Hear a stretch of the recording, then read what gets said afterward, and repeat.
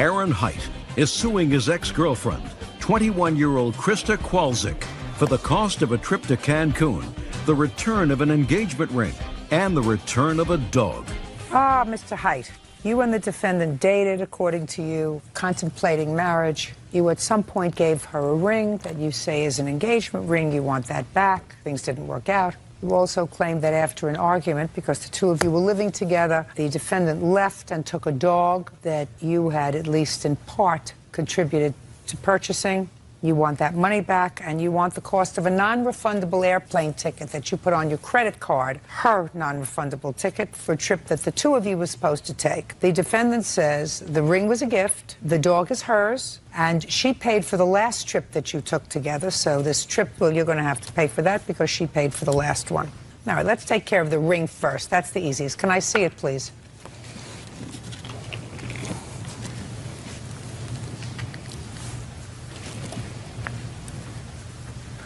Well, that certainly looks like an engagement ring to me. You know, it comes under the old category, if it walks like a duck and quacks like a duck, it's a duck. You know? Yes. When did you purchase the ring, sir? Actually, I purchased the ring in 2004, Your Honor. For her? No, Your Honor. I didn't know her back in 2004. You mean just in case you met somebody? No, I was in a relationship before, but I never gave that ring to another girl. I just had it, and I couldn't return it back then. So it never was on another girl's finger. But I did have it, Your Honor. Okay. By the way, did you ever tell her that you've had this ring since 2004? I didn't mention that, Your Honor. Go ahead. Okay. Me and the defendant, we broke up January 8th, and when she took possession of that ring was February 6th. She invited me, because we had that dog together. It was her dog. His name's Monty. So she invited me to go and see how the dog was progressing, see how big he got. It was a dog school. So it was a dog school behind a pet store. So I went. And during our relationship, Krista was always like, if you ask me to marry you, the answer is yes. She would get mad when I said I would want to wait at least a year. So there was no, like, big surprise, like she would say no if I asked her to marry her or anything. Okay, so you went to the dog school. Okay. We went with Monty. And she didn't believe that I had an engagement ring. So I just brought it with me to show her. So I showed her. So you were trying to get back together again? I did care about her, but I did not propose to her in the back of a pet store at a dog school. I was just showing her the ring like I had it, and I really cared about you, and take a look, you know? She put it on her finger. Take a look, this is how much I care. Take a look.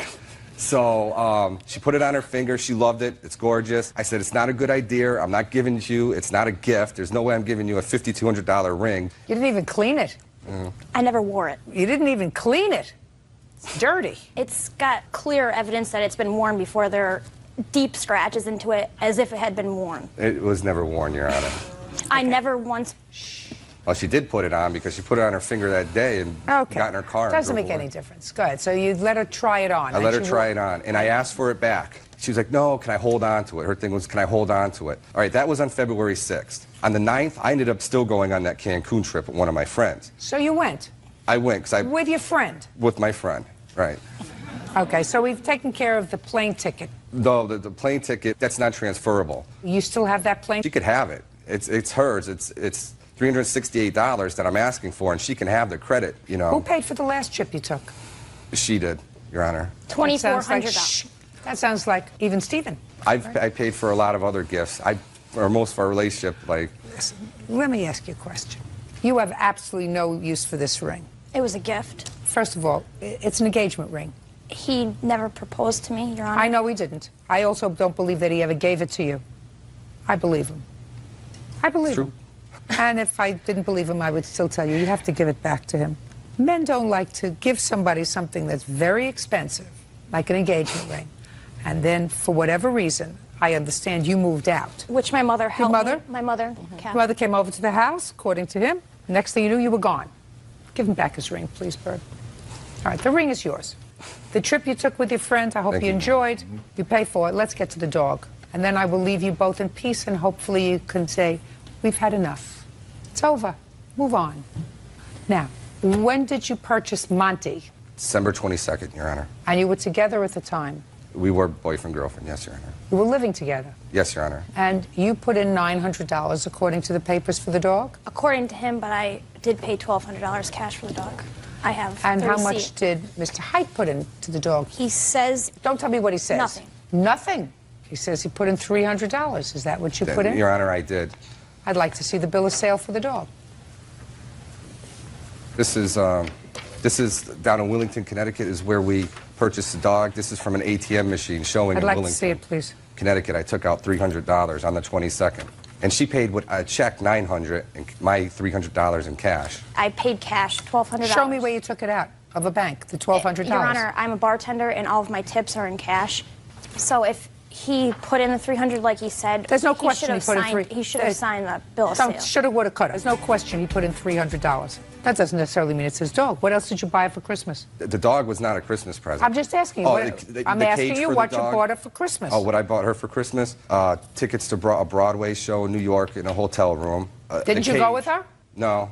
You mean she was going to go alone to the hotel, and she was going to go alone to the Broadway show? Well, we broke up. The show was in February, Your Honor. Listen to me. When you got tickets to the Broadway show, I assume you got 2 tickets. Yes, Your Honor. For the 2 of you? Yes, Your Honor. And the plan was for the 2 of you to go to a hotel? Yes, Your Honor. What else did you get for her? The cage for the dog. Before the next case, I want to talk about something you're holding in your hand right now, your phone. Tell me if this sounds familiar. The text is too small to read, the passwords never work, strange pop-ups appear out of nowhere, your storage is somehow full, and nobody can tell you why. And the phone rings all day, with calls you never asked for, so you ask your grandson for help, and he sighs, takes your phone, taps it 30 times in 10 seconds, hands it back and says, "Done." And you still have no idea what he did. Next week, same problem, same sigh.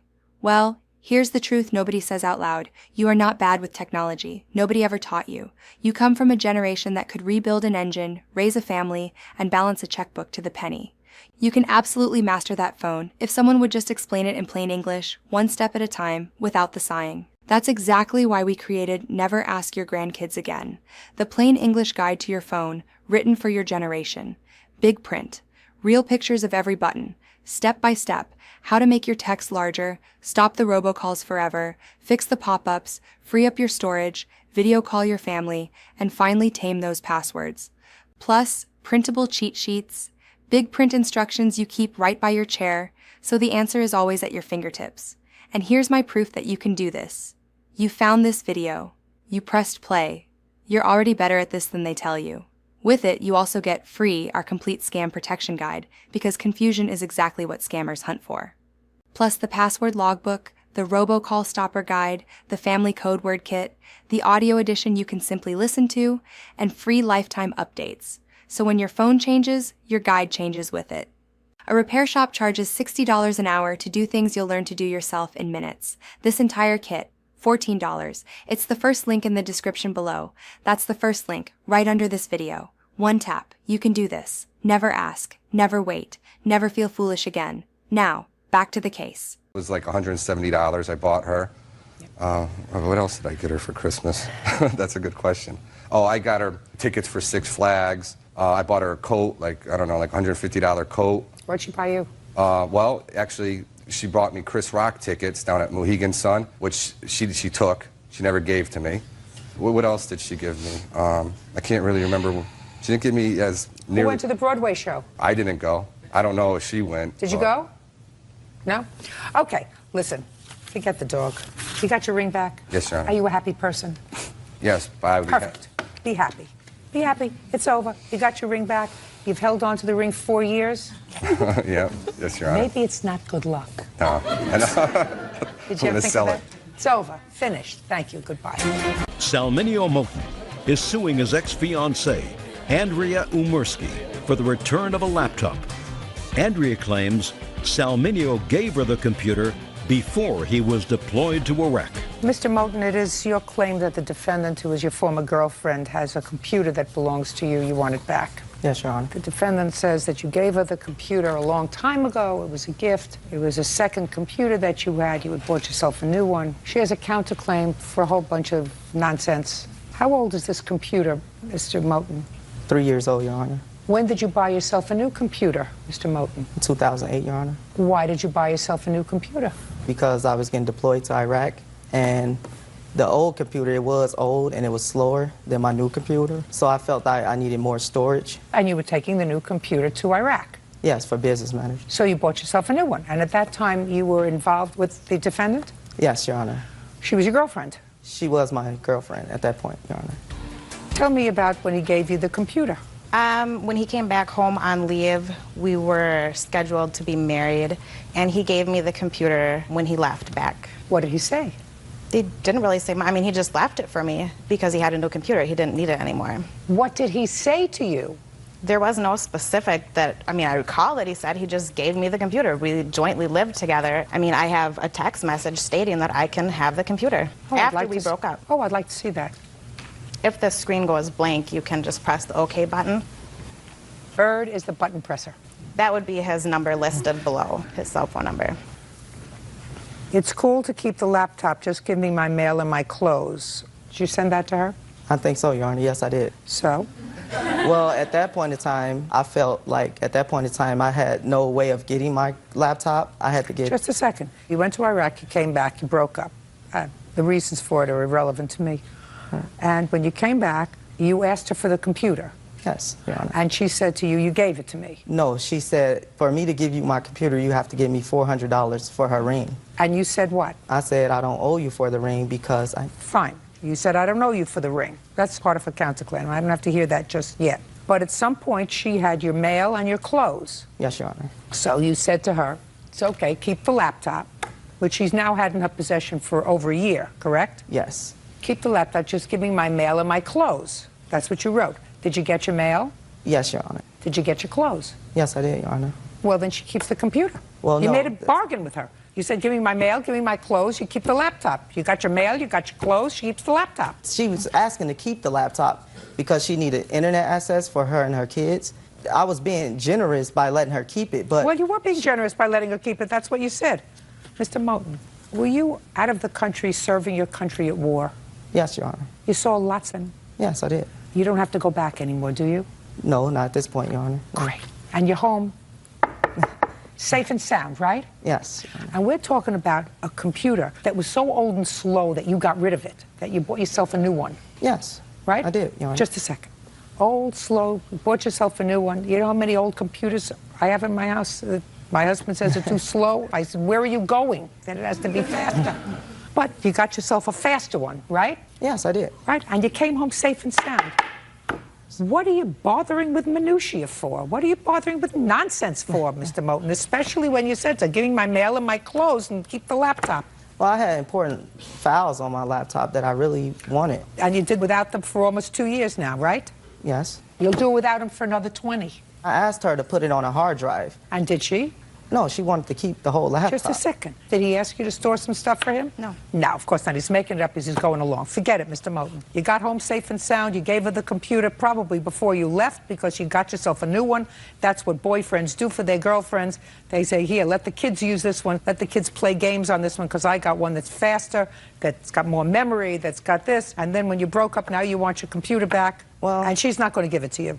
She's not going to give it to you because you gave it to her. Not once, probably, but twice. Now let's get to your nonsense counterclaim. Okay. Your Honor, when he asked me to marry him, he agreed that I would go purchase the rings on my credit card, and when he came back 2 months later, he would pay the full bill. We later did break up, and we agreed that because he had one ring and I had the other ring, that he would pay half, and I also have an email saying that I will pay half. I don't have a problem with that, and here's the bill. But it's from a month ago, so there's still late payment charges on there. I haven't paid it. I have 3 children. I have more important bills to pay than a credit card bill. Did you tell her to go buy 2 rings? No, Your Honor. She bought the rings on her own. It says, I will pay my half. I don't have a problem with that. Hope everything goes well with your new relationship. I wish you all the best. Did you send this to her? Yes, I did, Your Honor. Just a minute. You have 1 ring, correct? Yes, I do. Well, who's supposed to pay for that ring? Well, she actually gave it to me as a gift, and she was asking me to pay for it. Let me see it. So the ring? Yeah. I didn't bring it, Your Honor. I forgot it. Mr. Moten, you're really annoying me. I mean, you did get a copy of her counterclaim, did you not, about the ring? Yes, I did, Your Honor. Well, how could you not bring it if I wanted to look at it? How much was the ring that he has in his possession? Here's the original bill. That's what I want to see. Okay. And then there's the interest and stuff incurred because he didn't pay the original bill, which we agreed that we would each... Ring. It was the less expensive one on there. So his ring was $200? I believe so. You get to keep the computer, madam. and he owes you $200 for his ring. That's all. Why is that excuse? You may step out. Carrie Van Druff is suing her ex-boyfriend, Brian Dodds, for money loaned when he fell on hard times. Brian says Carrie offered him the money. Bert, I have a couple of questions for you. Would you say that 100 times as many women loan money to men in our experience as the other way around? At least. I don't understand why women are always loaning money to men. I don't get it. They're supposed to be bigger. They're supposed to be stronger. They're supposed to be the hunters. They're supposed to be king of the jungle. And they're always walking around with their hand out.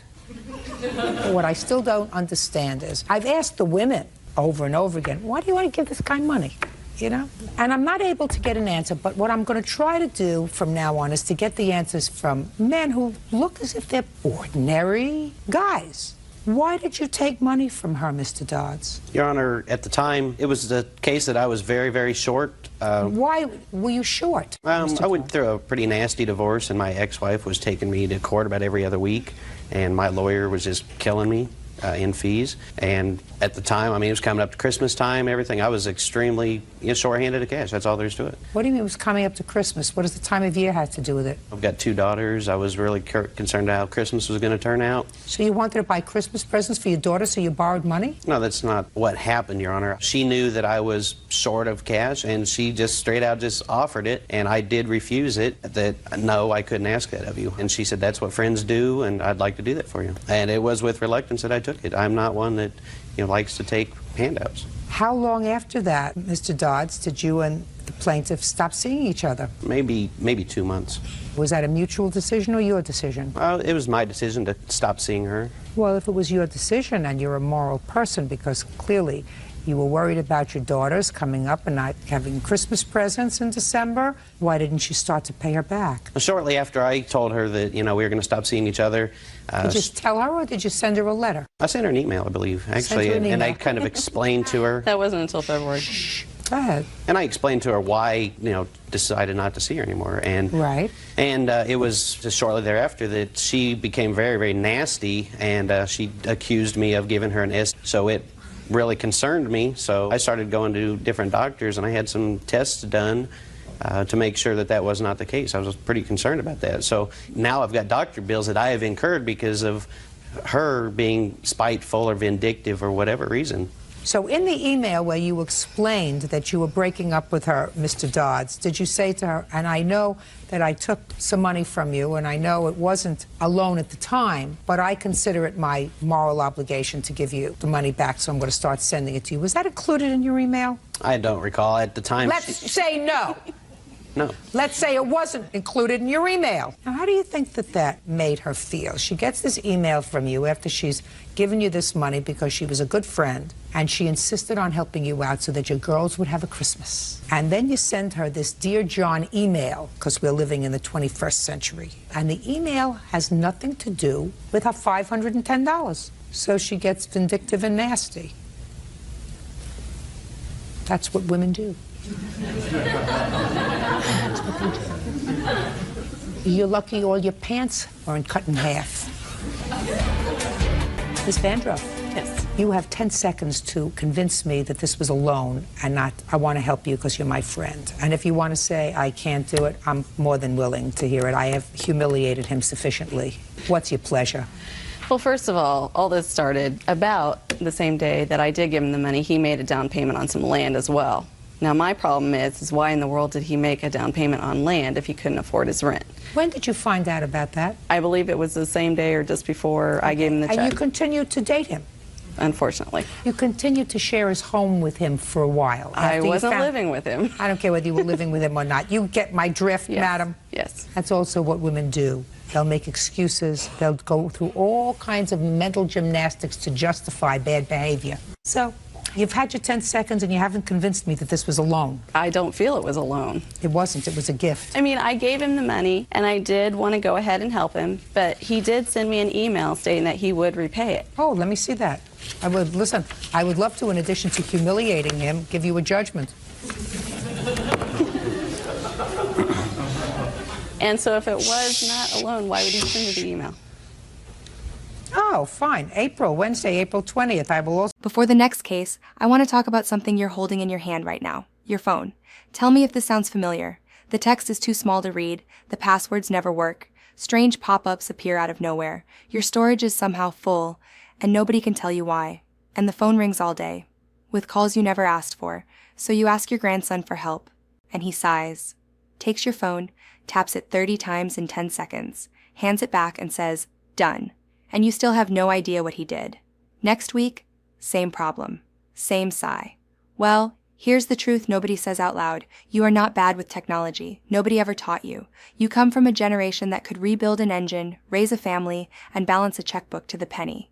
You can absolutely master that phone if someone would just explain it in plain English, one step at a time, without the sighing. That's exactly why we created Never Ask Your Grandkids Again, the plain English guide to your phone, written for your generation.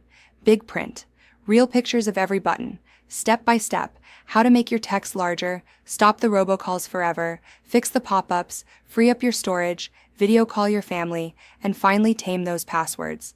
Plus, printable cheat sheets, big print instructions you keep right by your chair, so the answer is always at your fingertips. And here's my proof that you can do this. You found this video. You pressed play. You're already better at this than they tell you. With it, you also get free our complete scam protection guide, because confusion is exactly what scammers hunt for. Plus the password logbook, the robocall stopper guide, the family code word kit, the audio edition you can simply listen to, and free lifetime updates. So when your phone changes, your guide changes with it.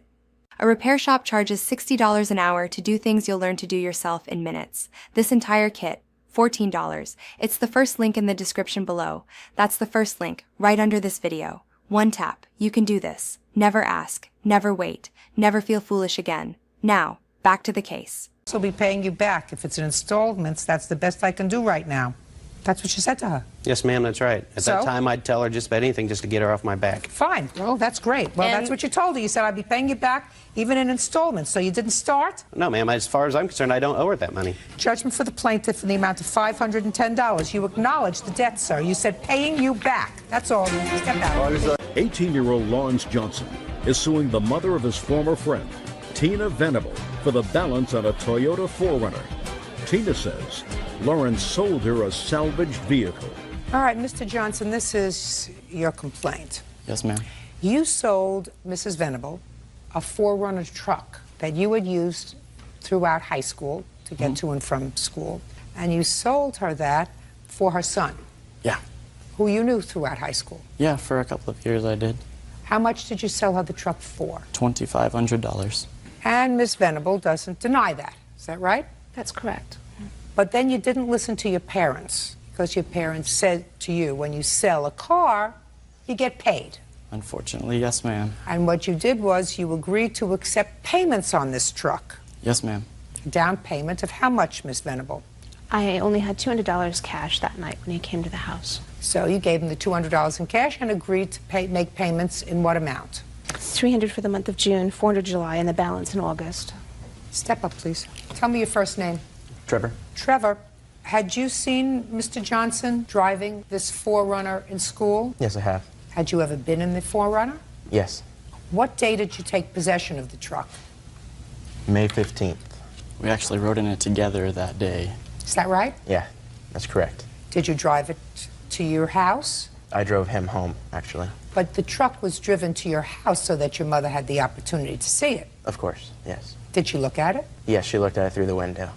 Nobody prevented her from coming down and driving in it. No, ma'am. What kind of work do you do, Miss Venable? I work for an automotive dealership.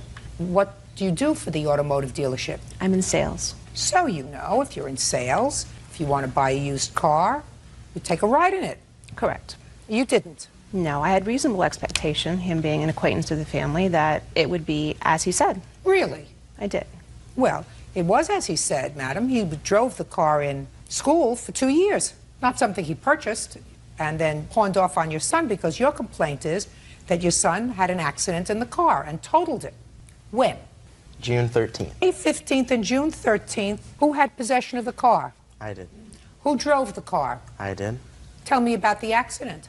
I was going camping in the mountains, and I was coming to a corner, and I slowed down, and the wheels locked up, and I slid off the side of the road and rolled. So you didn't pay him the rest of the car. You say that the car had been damaged. It was the first opportunity that he'd had to drive the car other than at city speeds, to school and back. It was the first time it had been on a curvy mountain road. With off-road tires. Just a second. Why do you think that you don't have to pay him the balance of this car?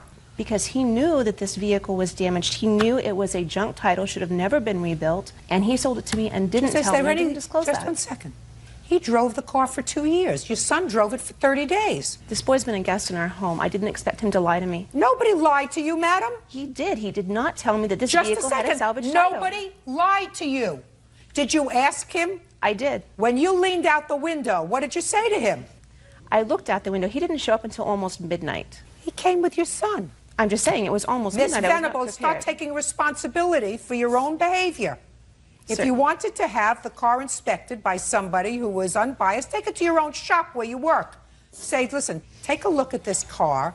And aside from that, if what you're complaining about was that the car was rebuilt, was it rebuilt by you? No, ma'am. Was it rebuilt by somebody else? I believe so now, ma'am. Yes, ma'am. Okay, but you drove it. Yes, ma'am. With no trouble. Yes, and for 2 years. I actually had it inspected twice before I started driving the car, and I had repairs done to it before I started driving it, and I had no troubles. Maybe your son wasn't giving you the honest scoop about slowing down at the end of the road. Now, if you wanted to find out that this truck had been rebuilt, which I assume it says on the title, is that right? I'm asking you a question. Does it say that on the title? The title was clean. It wasn't until I ran a Carfax that I have a copy of here that shows that the vehicle was salvaged and that it was a junk Now, title. let me ask you a question. When did you do that? After the police and the record driver told me that the vehicle there was another reason for the wreck. Listen to me. Could you have done that before you bought it? I suppose I could have. But you're absolutely right. That's what you should. Listen to me. That's what you should have done before you bought it. You chose not to do that. And I am choosing not to say that this young man, knowing that there was a potentially dangerous situation with this car, sold it to you. Because when you buy a used car, it's your responsibility to see to it that it is appropriately inspected and not complain later, especially 30 days later, when your son goes on a camping trip and totals the car. How much does she owe you on the car? $2,300, ma'am. Judgment for the plaintiff in the amount of $2,300. That's all. Denise Wyatt says her estranged daughter-in-law, Nancy Christensen, owes for the return of her appliances. Nancy is countersuing for defamation of character and harassment. Miss Wyatt, Miss Christensen is your soon-to-be former daughter-in-law. That's correct. She's married to your son. How many sons do you have? 2. I assume only one of them is incarcerated. Is that right? One was old enough to be incarcerated, correct. Where's the other one? He's only 8. Well, still got time. Hopefully not. Anyway, the one who's incarcerated is Miss Christensen's husband. Yes, ma'am. And they are in the process of, I assume, divorcing. Yes, well, at the moment, he's not incarcerated. Where is he? Right now, I have no idea. Well, maybe his mother knows, but I'm not particularly interested in that. Your lawsuit says that you loaned Miss Christensen some property, a washer and a dryer, when she and your son, and you want the washer and dryer back or the value of that property, and also you say that you loaned her $125 at some point because she needed money for rent. Miss Christensen says that these were wedding gifts that you gave to her and to her husband, that the reason you came back for them and the timing of your decision to come back for them was timed at the precise moment, the precise day that she had your son arrested for domestic violence. She said they were never loans, these items were gifts, and she doesn't know anything about a $125 loan for rent. Who is this gentleman? This is my father. Are you living with him now? No, ma'am. Who do you live with? Right now, I live at my house. Do you work? Not presently. Who's supporting you? My father and financial aid. You have children? Yes, I do. How many? 2. They're not the children of this marriage? One of them, my son. How old is that child? 8 months. Miss Wyatt, did you see this grandchild of yours while your son was living at home? Not very often. Why not? Because there was problems that they had in their marriage. They would argue and go in the bedroom, and it bothered me to see how her daughter would respond to it. How old is your daughter? My daughter is 3 1/2. Well, Miss Wyatt, I want to tell you something. suing your soon-to-be former daughter-in-law is not the way to form a bond with your grandchild. I understand that. What month and year did you loan them this old washer and dryer? My son had moved out in March when he turned 18. The day he turned 18, he decided not to come home. 2 days later, he moved in with Nancy and her father. In May, they had gotten an apartment. They did not have a refrigerator, washer, dryer. I felt very bad because I had mine in storage and said you could use them, but I want them back because I also have other children, and when I get them back, I want to be able to have my belongings so that I can take care of my kids. I don't know if that makes sense to you or not. Not this much. How old were the washer, dryer, and refrigerator that were in storage that you gave to the defendant? I have pictures. How old? I purchased them when my daughter, which is now 11, was 2. So they're about 9 years old. Correct. And what you wanted to do was, according to you, I'm just trying to get this straight, you wanted these things back to you as a legacy for your younger children. Now, aside from your son who turned 18, how old is the next oldest child? 11. 11. So 9. by the time, just a second, so by the time the 11-year-old would be an adult, so that you could give the 11-year-old the washer and the dryer and the refrigerator, the washer and dryer and refrigerator would be 18 years old. Are you following what I'm saying to you? Yes, I do. Now, on what day did you find out that your son was incarcerated? Before the next case, I want to talk about something you're holding in your hand right now, your phone. Tell me if this sounds familiar. The text is too small to read, the passwords never work, strange pop-ups appear out of nowhere, your storage is somehow full, and nobody can tell you why. And the phone rings all day, with calls you never asked for, so you ask your grandson for help, and he sighs, takes your phone, taps it 30 times in 10 seconds, hands it back and says, "Done," and you still have no idea what he did. Next week, same problem, same sigh. Well, here's the truth nobody says out loud. You are not bad with technology. Nobody ever taught you. You come from a generation that could rebuild an engine, raise a family, and balance a checkbook to the penny. You can absolutely master that phone if someone would just explain it in plain English, one step at a time, without the sighing. That's exactly why we created Never Ask Your Grandkids Again, the plain English guide to your phone, written for your generation. Big print, real pictures of every button, step by step, how to make your text larger, stop the robocalls forever, fix the pop-ups, free up your storage, video call your family, and finally tame those passwords. Plus, printable cheat sheets, big print instructions you keep right by your chair, so the answer is always at your fingertips. And here's my proof that you can do this. You found this video. You pressed play. You're already better at this than they tell you. With it, you also get free our complete scam protection guide, because confusion is exactly what scammers hunt for. Plus the password logbook, the robocall stopper guide, the family code word kit, the audio edition you can simply listen to, and free lifetime updates. So when your phone changes, your guide changes with it. A repair shop charges $60 an hour to do things you'll learn to do yourself in minutes. This entire kit, $14. It's the first link in the description below. That's the first link, right under this video. One tap. You can do this. Never ask. Never wait. Never feel foolish again. Now, back to the case. On Friday, September 2nd. And there came a time when you went to the defendant's home with the police? Correct. On what date? September 5th. Why? I had given them notice when he had left her prior to him getting arrested. When was that? When he moved in with my sister. And I had told them back in August that I wanted my things back. I have health issues, very serious ones. I don't want to be dragged in this. I just want my property back. So when I get my children home, I will have What children? I have 4 other children. Where are they? They live with my ex-mother-in-law. She was granted guardian health. You have mental problems or physical problems? Physical problems. Okay, I'll hear you. We moved out in April 2004. We got married in May, which I have my certificate, which was when she told us, you guys can have our refrigerator, my refrigerator, washer and dryer. I'm not using it. I have no need for it. She lives in a studio apartment, which already furnishes all these items, which these items are right here. I don't know if you see pictures of them. I see them, please.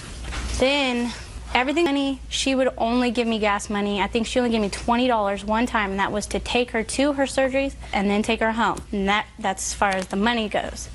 Now, my husband was arrested on the 2nd. This is his police report of what happened. She called me on the 4th asking about where her son was, and I said, well, he's in jail for spousal abuse.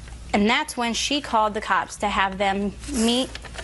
And there's paper right here saying she came out on the 4th to meet her out there at my house so that she could take away the fridge and washer and dryer. Now, when she did that, the first things out of her mouth were, are you ready to take your stuff out of my fridge? I go, I don't have anything of yours. You gave that to us, and that's exactly what I told the cop. That's when the cop sent her away and told her this is, you know, something you need to deal with in court. Well, she didn't go to the courthouse that day to file. She waited until September 6th. That was his visiting day. Now, I had been sitting in there waiting to visit my husband for an hour. Why? Well, because I wanted to see where his head was at, if we could work this out through marriage counseling, because this is like the first time this ever happened, you know, and I was willing for my children, for my marriage, to give it another shot, you know, try it out. You broke your arm. He fractured it, yeah. I know. Fracture is a break. Yeah, I know, it's stupid of me. Go ahead. I had waited to visit him for an hour. Well, his visiting was at 9 o'clock, and at 8:45, Denise walked in the jail, and she walked up to the window and asked the lady if she could visit. Well, he's only allowed one visitor or two shared people, you know, one visit a day. And she looked at me, she said, are you gonna let me see my son? And I shook my head no, because I felt he's my husband. I had more of a right to find out what's going on with him. Anyway, at that moment, she turned around and she said, that's fine. I know where you're at and I know where your car's parked. And she walked out of the jail. So I went to the police station right after, and I went to make a police report on her.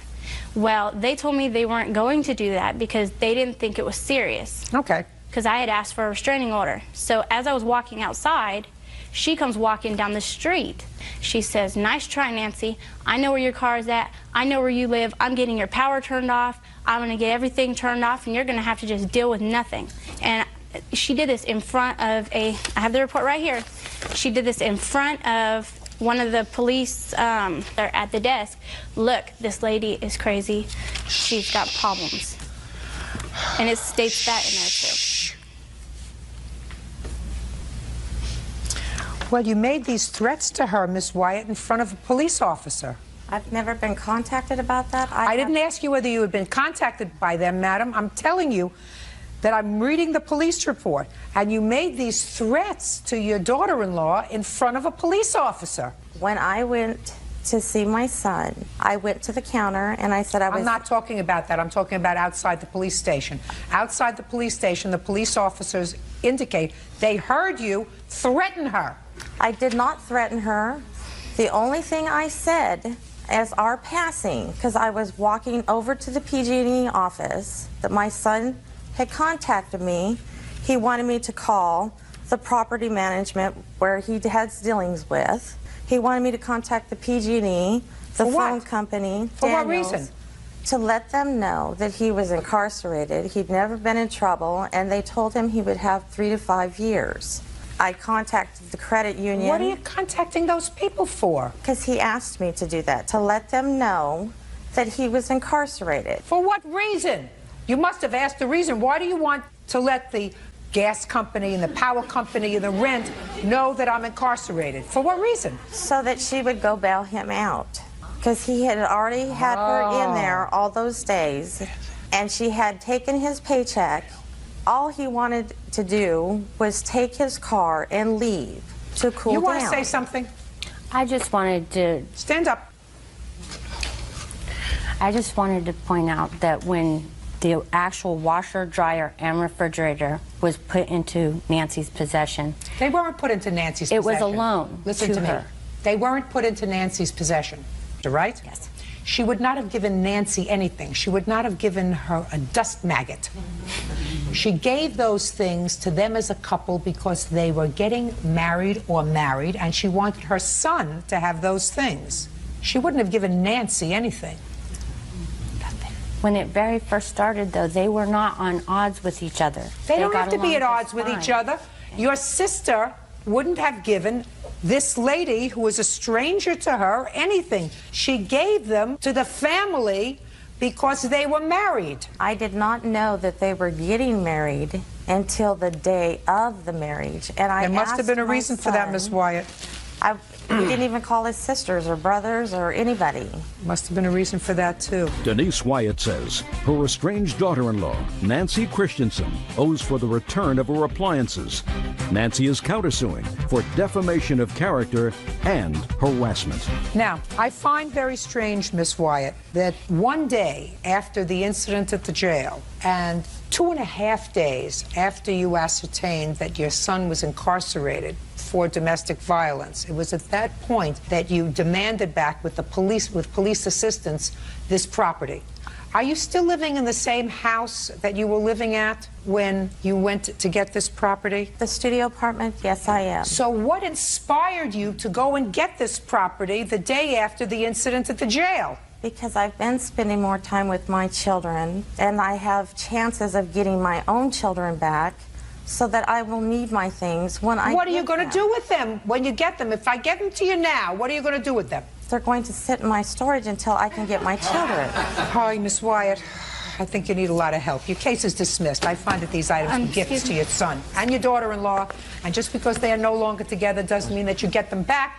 What it means, Miss Wyatt, is that your son and your daughter-in-law will have to argue over whatever is marital property when they ultimately get a divorce. It may be that he gets them, it may be that she gets them.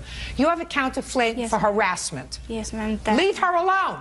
Do you understand? Yes, I understand. Good. Don't call any of her creditors. Don't call her apartment. Don't call her manager. Don't call the gas company. Don't call the cable company. Do I make myself crystal clear? Yes, you do. That's all. 27-year-old parents, Harris and Judy Taub, are suing their neighbors, 13-year-old Kimberly Gilmer and her mother, Martha, for car repair bills. Mr. and Mrs. Taub, and I assume this is your daughter, Right. who, according to your complaint, is entering law school. I just finished law school, actually. and Just took the finished bar. law school. Yeah. Good. Congratulations. Thank you. Good luck.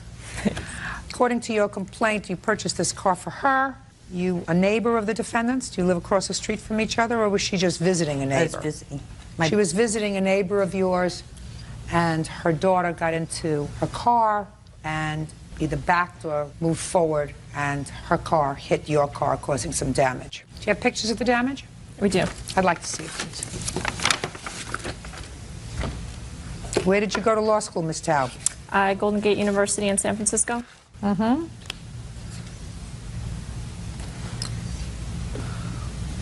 Oh, this is the tire on the back. I couldn't figure out what it was. It looked like a satellite. It's a Honda 2001 SUV with a spare tire that's on the back of the tail. Now I got it. How old are you? I just turned 13. When did this happen? August 14th. What time of the day or evening did you go out and get into this car? Like the afternoon. Whose car did you get into? My mom's. Why? Because we were about to go home. Who gave you the keys to the car? My mom's purse was in my grandma's house, and I knew she would forget it, so I had her purse on my shoulder. So you had your mother's purse on your shoulder. You took the key? Before the next case, I want to talk about something you're holding in your hand right now, your phone. Tell me if this sounds familiar. The text is too small to read, the passwords never work, strange pop-ups appear out of nowhere, your storage is somehow full, and nobody can tell you why. And the phone rings all day, with calls you never asked for, so you ask your grandson for help, and he sighs, takes your phone, taps it 30 times in 10 seconds, hands it back and says, "Done," and you still have no idea what he did. Next week, same problem, same sigh. Well, here's the truth nobody says out loud. You are not bad with technology. Nobody ever taught you. You come from a generation that could rebuild an engine, raise a family, and balance a checkbook to the penny. You can absolutely master that phone if someone would just explain it in plain English, one step at a time, without the sighing. That's exactly why we created Never Ask Your Grandkids Again, the plain English guide to your phone, written for your generation.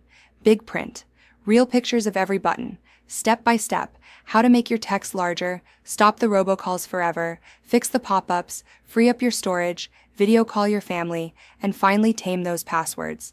Plus, printable cheat sheets, big print instructions you keep right by your chair, so the answer is always at your fingertips. And here's my proof that you can do this. You found this video. You pressed play. You're already better at this than they tell you. With it, you also get free our complete scam protection guide, because confusion is exactly what scammers hunt for.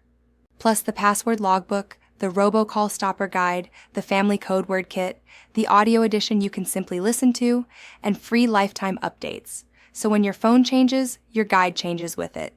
A repair shop charges $60 an hour to do things you'll learn to do yourself in minutes. This entire kit, $14. It's the first link in the description below. That's the first link, right under this video. One tap. You can do this. Never ask. Never wait. Never feel foolish again. Now, back to the case.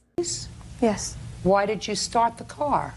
Because it was a really hot day and I wanted to turn the air conditioning on so it would get cool in the car when we were driving. But you hit their car. How did that happen? Because I didn't know the car was in gear and I didn't know it'd move, and when I put the keys in the ignition and turned it, it jumped forward because the car was in, or lunged forward because the car was in gear. Tell me your first name. Kimberly. Have you ever put the key in the car before? Kimberly? Have you yeah. ever? Where were you when you put the key in the car before? The key in my mom's car or someone else's car? In your mom. Let's try your mom's car. At our house, just putting them in. For what reason? I don't know. Just because. Where did you get the keys from when you just because put it in the ignition? From in her car, because she always puts her purse in the car. Has your mother ever said to you, don't take the keys out of my car and don't start the car? Yes. Hmm? Yes. So why do you do it? Because I didn't listen to her. Right. So now, Kimberly, your mom gave you her pocketbook, or you took it? I took it. And did you tell her you were going outside to wait for her? Well, we all went outside. Me and my older sister, her boyfriend, and my mom. So your mother saw that you had her pocketbook? I don't know if she saw I had it, but... Well, she didn't leave her pocketbook in the house, did she? You were all getting ready to go. Don't speak to her. So, Kimberly, these people are in their house not doing anything. Their car is sitting on the street in a legally parked space, and you get in the car, and you start the car, and you lunge forward, and you damage their car. Who do you think is responsible? Me. Great! But... Just a second. Great. Now I'll hear your but. But I didn't. It's not like I purposely tried to hit their car. That's why they call it an accident. Yeah. Whose fault is it? Mine. Right. And if you were an adult, you would have to pay for it, right? Right. Because it was an accident that was your fault. Even though it wasn't purposeful, you didn't get into the car with a view towards damaging somebody else's property. That's why we call it an accident. But since you're 12 and not responsible under the law, so I can't make a judgment against you, I have to make a judgment against you. Right? Perfect. Can we understand each other? How much did it cost to fix it? Well, we haven't gotten it fixed yet. What's your estimate? $945, close to $950. $945. Yeah. How many estimates do you have? We have two. The one I like, though, the brunt of the damage was done on this wheel cover. It's cockeyed. And what the mechanic said to me made sense. Don't tell me what the mechanic said to you. Just let me see the two estimates. Sure. Judge Judy, can I tell you how it really happened? Sure. Are you interested? Okay. Sure, I am interested. Okay. Always interested if somebody's not telling me the truth. Okay. Well, I was reading. It was around I don't care what you were doing. 5 o'clock. Quiet. I hear noise outside. Like, I thought there were drunken kids outside before I even saw them, just by the noise element and how they were giggling and laughing. Let's go. I have other things to do today. And I see the two kids. They talk to a fella, and I figured, well, you can't stop kids from being on the street. I went back to read a book. About a minute later, I looked out again. I just got a gut feeling nothing good was going to come of this. I see her get into the car, sans pocketbook, no pocketbook. And the other, her girlfriend, was egging her on. And they were What do you both mean? Don't tell me laughing. she was egging her on. What did Do she it, say? do it. You're not going to do it. Do it. You're not going to do it. I know you're not going to do it. And they were both laughing. I mean, really laughing. And now I'm glued to the window because this car it doesn't even have a paint job. It's like a black matte primer. I got it. And then she talked to a fella in a truck. I think maybe she's 16, so I thought she's going to back out and take off. Whatever. But what she did was put it in gear and accelerate. It was such a loud noise. She didn't do it on purpose. It was an accident. She didn't mean to hurt your car. She didn't mean to hurt her mother's car. She had no business being in a car. She had no business being in possession of the car keys. Right. Her mother's statement is she has trouble with her. She can't watch her 24/7, therefore it's not her fault. That's pretty much what you said in your statement. Is that right? Yes. Well, unfortunately, as between you and these poor people, you're responsible for the damage your daughter does. And if I were you, I'd have her do a whole bunch of something, babysitting, whatever it is. I already do babysit. Well, what do you do with the money that you make from babysitting? Use it, like go to the mall with my friends. Well, why don't you give it to your mother so that you can help pay for this property damage that you caused? Judgment for the plaintiff for the amount of $742.47, which is the amount of the lower estimate. That's all. Step out. Take responsibility for what you do. That's all. Thank you. 20-year-old Tyler Gray is suing his ex-girlfriend, 18-year-old Shalia Slayton, and her mother, Tram, for a loan to buy a car and a loan to take a vacation. Mr. Gray, Miss Slayton is your former girlfriend. Right. And this is what your complaint alleges. It alleges that several months ago, you loaned her $1,000 to put as a down payment on a car. She was supposed to make the payments on the car. You were the co-signer on the car loan. She didn't make the payments, and you repossessed the car. According to what I read, you said you sold the car. Did you sell the car, or did you give the car to your mother? My mother took over the car payments. And how much after the car was purchased did your mother take over the car payments? How many months? About 2. Oh. And then you allege that the defendant went on a vacation. She was your girlfriend. She notified you on the vacation that she was short of some money and asked you if you could put some cash in a joint checking account that you had. Right. And you put $300 in the joint checking account because that's what you do. Right. And when she came back from vacation, she broke up with you. That's what you say, right? Yes, we broke up after I got back. No, your answer says that after you came back from vacation, you broke up with him, right? Yeah. Yes. So let's take care of the car first. Forget about the car. You gave the car to your mother. She used the car maybe 2 months. Car's your problem. Got it? No, actually, she... No, now you believe, trust me. I want you to trust me. I want you to trust me. That's it. Because if you had sold the car to a stranger at an arm's length transaction, and if there was a shortfall on what you were owed, I might listen to you. The fact that your mother took over the payments, that's not what we call an arm's length transaction. Say nothing. You're driving the car? Yes. That's it. The car is yours. You just bought a car for your mother. And if she's going to make the payments, that's $300.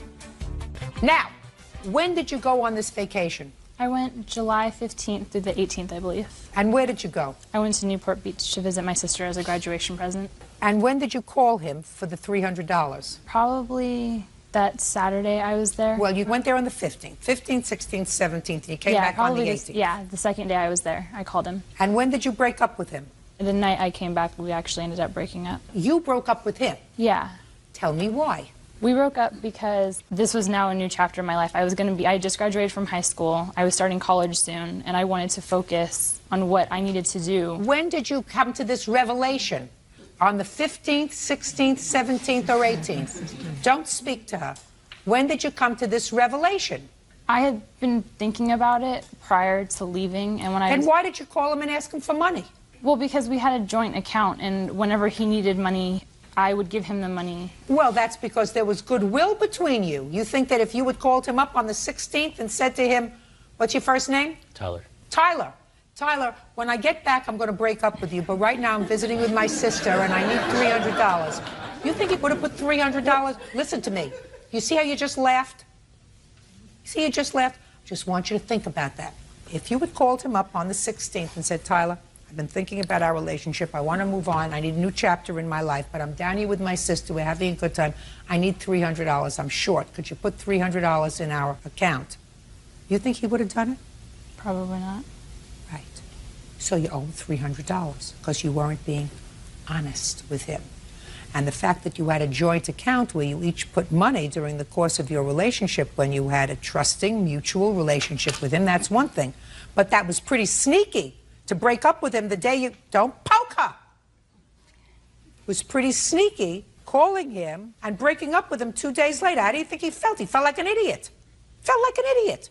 This wasn't some revelation. Been thinking about it for a while. Well, this account was actually my account, and he couldn't get an account of his own, so I put him on as my account so that he could deposit his paychecks into there. Yeah. But towards the end of our relationship, he didn't have a job, and he was spending my money. So this was a way of getting It money wasn't back? getting back at him or anything like that. Sure it was.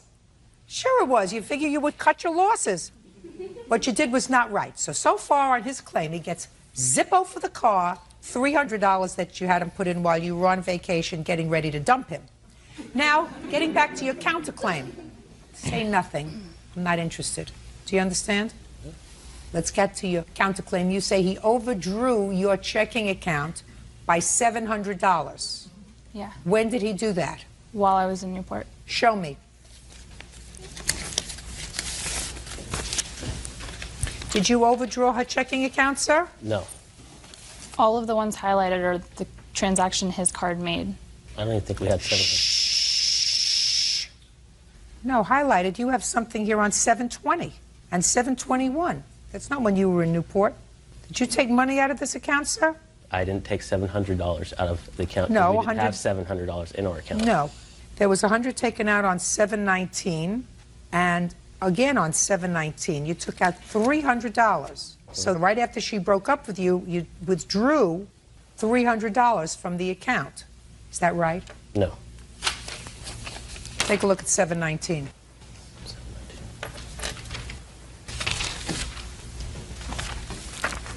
$719, your account. 719, withdraw $100. Okay? And then there's another 719. 200. You're correct. I'm always correct. Judge Judy continues in a moment. Listen to me. This was your joint money. Up until the point when you're no longer a couple. And I can understand you going in and saying, I'm not going to let her make a fool out of me and take my $300 when she knew she was going to break $300. No. Your mother's driving around in the other $1,000. She purchased the car with the full amount that we bought it. She never made a car payment on the car. Listen to me. Arm's length transaction. I tried to explain that to you. If you don't understand it, go to a lawyer.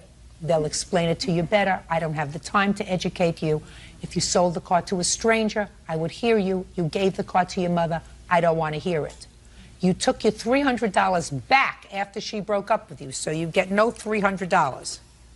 Don't put anybody else on your checking account, madam. He put in $300. He took out his $300. So you don't owe him any money, and he doesn't owe you any money.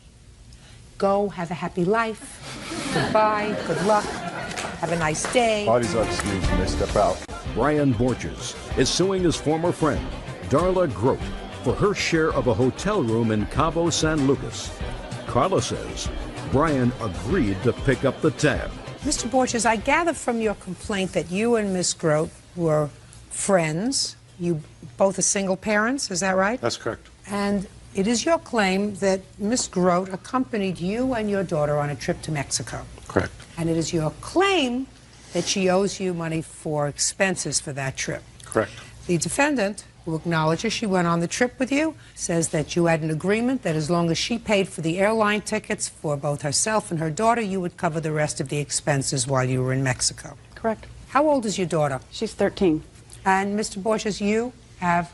A 13-year-old daughter. And these 13-year-olds go to school together? Are they friends? Correct. Is that how you know each other? Correct.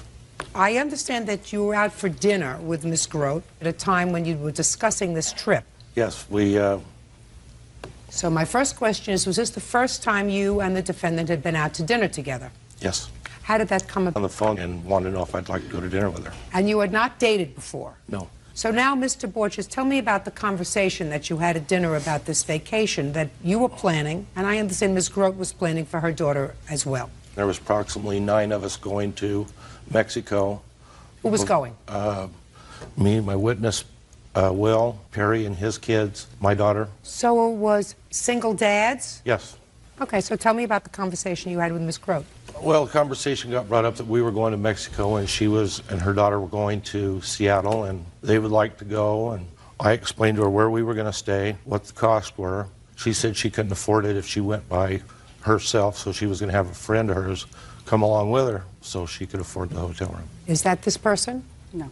Okay, go ahead. Well, it came down to the point where we had to pay for our hotel rooms. Darla stated she didn't have the money. She was wanting to pay her hotel when we got there. Well, the hotel wouldn't work it that way. So I explained to her that I would pay the hotel room, but she was going to pay me back when she got to Mexico. And she agreed. How much was the room? Their share was $700, $350 for her and $350 for a friend. What happened when you got to Mexico? She didn't have a credit card to put down on the room. I put my credit card down on the room. Told her don't charge anything on the room. I mean, promptly started charging things on the room. Like what? Just long distance phone calls, Cosmic Bar, towel deposits, things of that nature. That, please? What do you do for a living, Miss Grote? I'm a regional trainer. And you don't have a credit card? I have a credit card, but not that high of a limit on it. What's the limit on your credit card? It's only at 1,000, and it was full. What happened next, Mr. Borges? So I went up to the hotel desk, told them that they needed to shut my credit card off, and at this point I knew she didn't have any money, so I told them that I wasn't going to be responsible for paying the bill. What made you think she didn't have any money? Well, it all started at the airport when the taxi came. They didn't have any money. You know, it was just borrowing money. She borrowed money from Will the entire trip. Who paid for the cab? I'm sorry. She got mad the first night because she had to pay for her own dinner. Next day I just said, you know what, I'm not going to deal with it because she's upset because where we went to dinner she said was too expensive. It got into a big argument at the pool that afternoon. I was talking to somebody at the pool. She got upset. Her friend got upset. She thought I asked somebody else out for dinner that evening, which I hadn't. Was there any discussion with Ms. Grote that the two of you were going on that trip as a couple? Oh, we discussed that was not the case because... That was? Not the case. When did you discuss that? The first evening at Well, the tell me restaurant. about that discussion. I told her if she was going to go on the vacation, it was a single dad's deal, that she had to understand that this wasn't going to be a romantic trip. Okay, now I'll hear you. We did go to dinner the first night and discussed the trip. I had actually told him I was going to Seattle with my daughter over the 4th of July. We did not talk about money or anything that night. About a week or two. Before the next case, I want to talk about something you're holding in your hand right now, your phone. Tell me if this sounds familiar. The text is too small to read, the passwords never work, strange pop-ups appear out of nowhere, your storage is somehow full, and nobody can tell you why. And the phone rings all day, with calls you never asked for, so you ask your grandson for help, and he sighs, takes your phone, taps it 30 times in 10 seconds, hands it back and says, done, and you still have no idea what he did. Next week, same problem, same sigh. Well, here's the truth nobody says out loud. You are not bad with technology. Nobody ever taught you. You come from a generation that could rebuild an engine, raise a family, and balance a checkbook to the penny. You can absolutely master that phone if someone would just explain it in plain English, one step at a time, without the sighing. That's exactly why we created Never Ask Your Grandkids Again, the plain English guide to your phone, written for your generation. Big print, real pictures of every button, step by step, how to make your text larger, stop the robocalls forever, fix the pop-ups, free up your storage, video call your family, and finally tame those passwords. Plus, printable cheat sheets, big print instructions you keep right by your chair, so the answer is always at your fingertips. And here's my proof that you can do this. You found this video. You pressed play. You're already better at this than they tell you. With it, you also get free our complete scam protection guide, because confusion is exactly what scammers hunt for. Plus the password logbook, the robocall stopper guide, the family code word kit, the audio edition you can simply listen to, and free lifetime updates. So when your phone changes, your guide changes with it. A repair shop charges $60 an hour to do things you'll learn to do yourself in minutes. This entire kit, $14. It's the first link in the description below. That's the first link, right under this video. One tap. You can do this. Never ask. Never wait. Never feel foolish again. Now, back to the case. After that dinner, we had kept talking about going to Cabo. You mean you were talking on the telephone? Talking on the telephone. But you only went out for dinner once. One time. So we had talked about it, and I says, well, what are we talking as? And he came back with a price, I think it was $1,800 or $1,900. And I told him, I made it very clear to him that I could not afford to go on that trip. So why did you go? Well, my question. I could go if I paid the airline because he offered to take care of the hotel. Why would you do that, Ms. Grote? I'm sorry, do what? Go on the vacation? Absolutely. I don't know. It was a mistake. It was a big mistake. Why in the world would you expect somebody who you were not involved with? We were involved. No, you were not involved with. You went out for dinner. According to what I'm hearing, you went out for dinner one time on your invitation. And maybe you were hoping for more of a romantic relationship. But as far as I'm hearing, this was not a committed relationship. So why in the world would you expect someone else to pay your freight? Why would you permit somebody else to pay your freight? By that point, my daughter had found out about the trip. The daughters were talking about it, and I told him, I made it very clear that I could not afford the hotel. Then you should not have gone. Well, maybe not. Then you should not have gone, and you certainly shouldn't have gone and invited somebody else to go with you. You see, that's how I know. No. That's how I know that what you're telling me is not true. Because if you were going with some sort of an expectation that this was going to be a romantic getaway for the two of you, you wouldn't have invited a girlfriend. Can I finish telling you what the reason the girlfriend went is because he had called me and asked me if I had any single girlfriends I could bring. That is not for true. his friend. That is not true. He called me and he says, okay, I've taken care of the room. Can the girls, all the girls, stay in with you? And I said, well, that would be like 6 of us in one room. He goes, that way, my room is open for us. That is completely true. wrong. That is Your true. Honor, Just a second, wait a second. Shh, just a second. So, what did you say? I said no. Well, not only did you say no, but you should have said goodbye if that wasn't your intention, Miss Grote. What I'm saying is, if you have any misgivings about going away on a trip with somebody whose intentions you're not sure of, you don't go. And you certainly don't go and expect for somebody else to pay for you and pay the freight. You stay home, go to Seattle. Judgment for the plaintiff in the amount of $500. That's all. Parties are excused. You may step out. Jason Massey claims next-door neighbor Sandra Moten damaged his SUV when she backed out of her driveway. Mr. Massey, you and the defendant share a common driveway. Is that correct? That's correct. And according to your complaint, on the 30th of October, you were watching out the window of your house, and you saw the defendant backing out of her driveway. Your car was parked there, and she hit your car with the mirror of her car.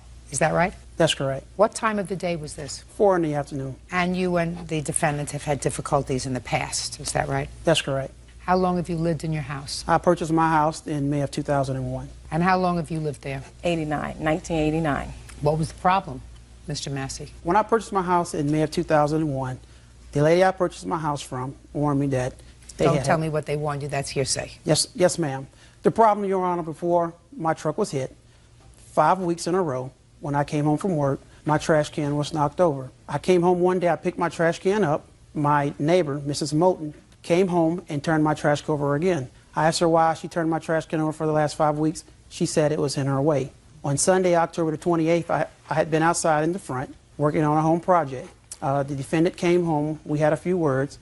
What did you say to her and what did she say to you? The defendant came home that day and she said that I had some chairs on the fence. She asked me to move them. I went around back. I moved the chairs off the fence. When I came back, I was standing there looking out of the front door. My neighbor, Mrs. Moten, got in her car. She was backing out. She got close to my truck. She didn't hit it. She pulled forward. Well, that's the same day. You said that was on the 28th or the 30th? On the 30th. And Ms. Moten, you say you did not do that? Yes, that is correct. But Mr. Massey, you say you have a video that shows that she did. Yes, ma'am, I do. I'd like to see it.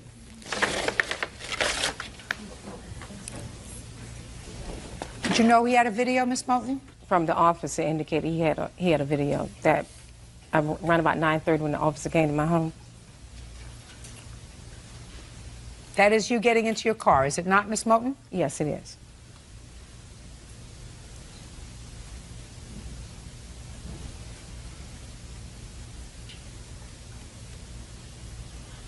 Are you watching that very carefully, Bert?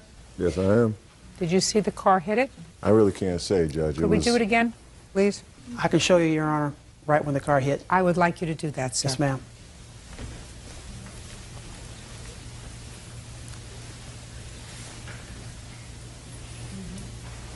Right here, Your Honor, she hits my truck. Her mirror, you can see her mirror go under my mirror, and it hits my truck. I have some pictures of the damage of her car. Can I see it, please? And the damage of my car. Can I see it, please? Yes, sir. This is an existing scratch on my truck. These are pictures of the damage that she done to my car. And this is where her mirror scraped my truck.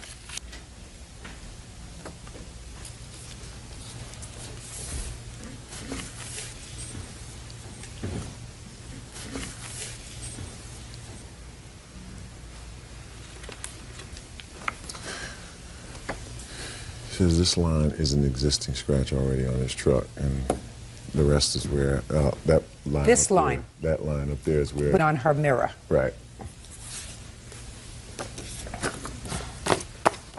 Show the camera, please. Miss Moten, what I don't understand is, why did you pull forward again? You were clear of his car.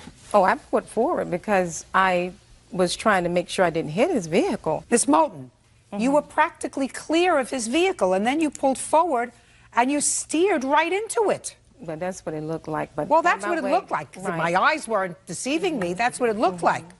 Judge Judy, when I pulled, we have parking spaces pretty tight over there where I am. So when I pulled out, I was pulling out and doing the best that I could to prevent from hitting his vehicle. I still say that I did not strike his vehicle. You did. Okay. You did.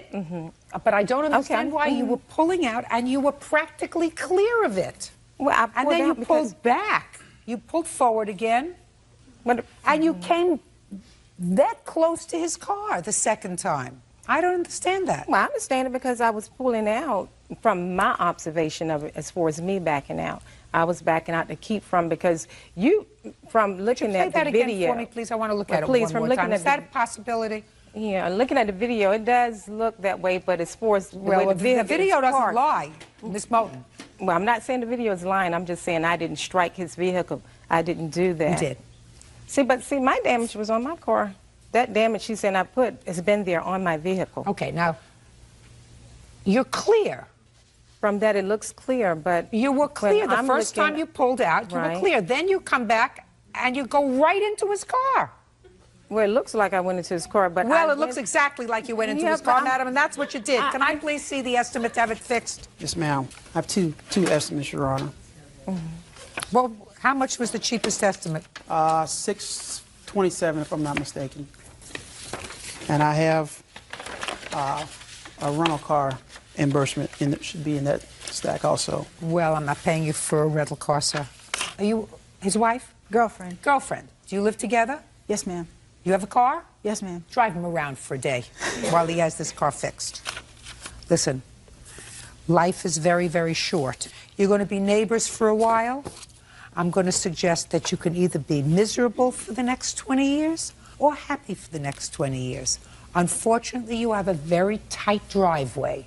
Maybe you can get together and say, listen, I'm going to go into my lawn a little bit and take another foot, make cement out of it, and on the other side we'll do the same thing so we have a little bit more latitude getting in and out. Can you do that?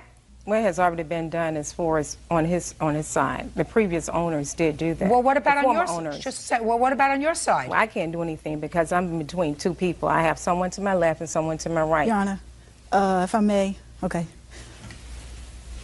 The problem that we've had with her is she chooses to park directly beside our car when she has enough room to park further over in her space. What I'm telling you is you can either have continued problems with each other or you can try to resolve it.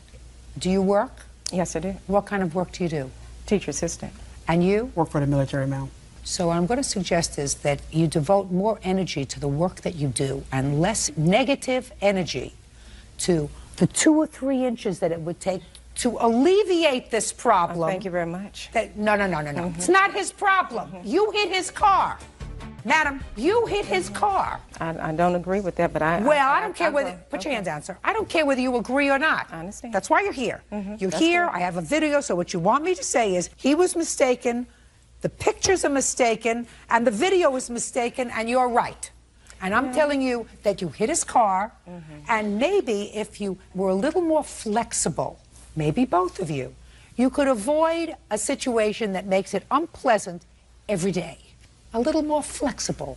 pull your car over a little bit more so that you don't have to be right next to each other.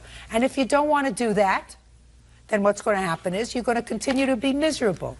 I, on the other hand, am not going to be miserable. You have your judgment, sir, in the amount of $627. If she hits your car again, you're going to get another judgment against her. I assume that you both have other things to do to keep yourself busy. What do you want? I was in an accident, and that particular damage was done on here. You hit his car. I saw it with my own eyes. Well, I disagree, Judge Shannon. I don't care whether you disagree or not. You pulled out of your driveway. You were clear of his car. You pulled back into your driveway. What I'm saying to you, your car veered right into his. What I'm saying to you, Judge Shannon, I'm not interested in what you're saying to me, damage madam. was on my car prior to him stating that. I don't hear a word that you're saying, because when I speak, I don't hear people that are trying to talk over me. I'm not trying because I am the boss here. You may be the boss in your schoolroom.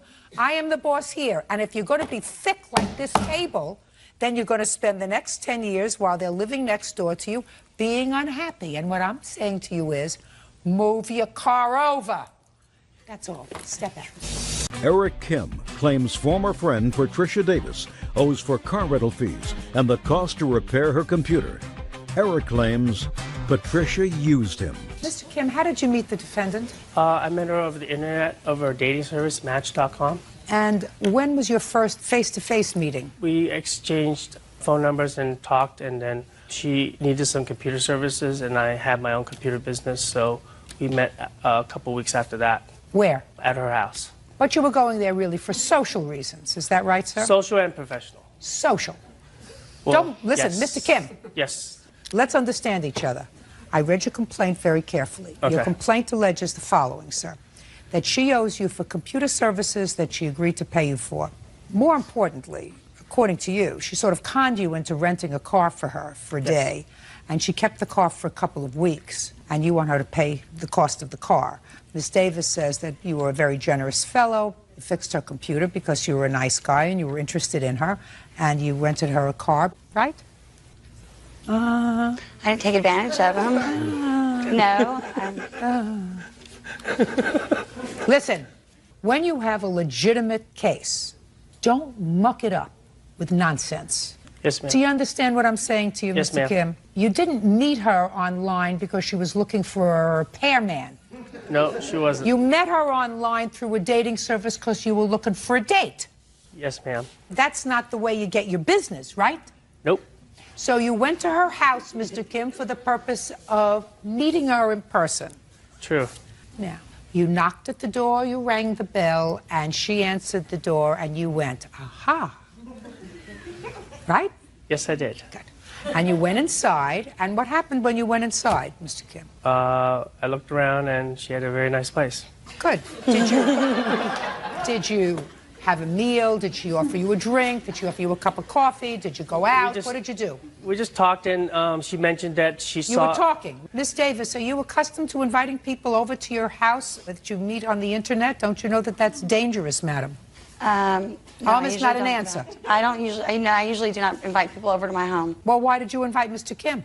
Well, we had chatted online several times and talked on the phone several times before we finally connected, and I felt it was safe. He told me he had a computer business. I did do a search online, and I did see his business online, so it wasn't like I was inviting some axe murderer over to my house. Well, you don't know that. He may have been an axe murderer with a computer business. Could have been. Don't speak. Did you go out, or did he stay in your house? He stayed in my house. For how long? Probably about 2 hours. What were you doing in the house for 2 hours? He was fixing my computer and then hooking up my wireless. Did you ever see him again? The second time when he rented me the car. When did he come to your house and fix the computer? What date was it? January? I don't even know. November. November. Mr. Kim, what date did you go to her house? November 5th, 2005. Okay. Now, she said you were there for a couple of hours. You worked on her computer. When you left, Mr. Kim, can I see a copy of the bill you left her for the repairs of her computer? Thank you.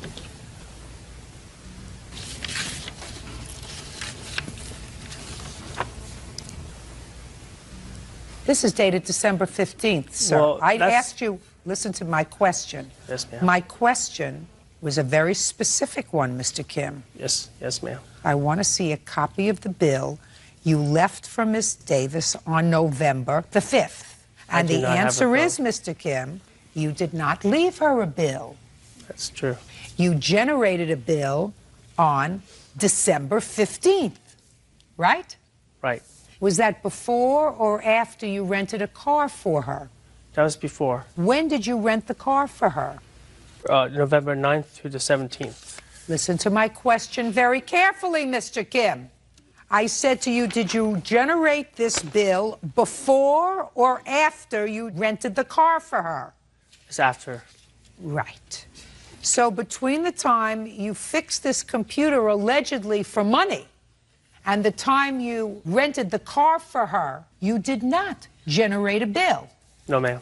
How long have you been in the computer business, Mr. Kim? About 5 or 6 years. When you fix a computer, sir, do you generate a bill within the first day, 2 days, 3 days? Right after I finished the job. Right.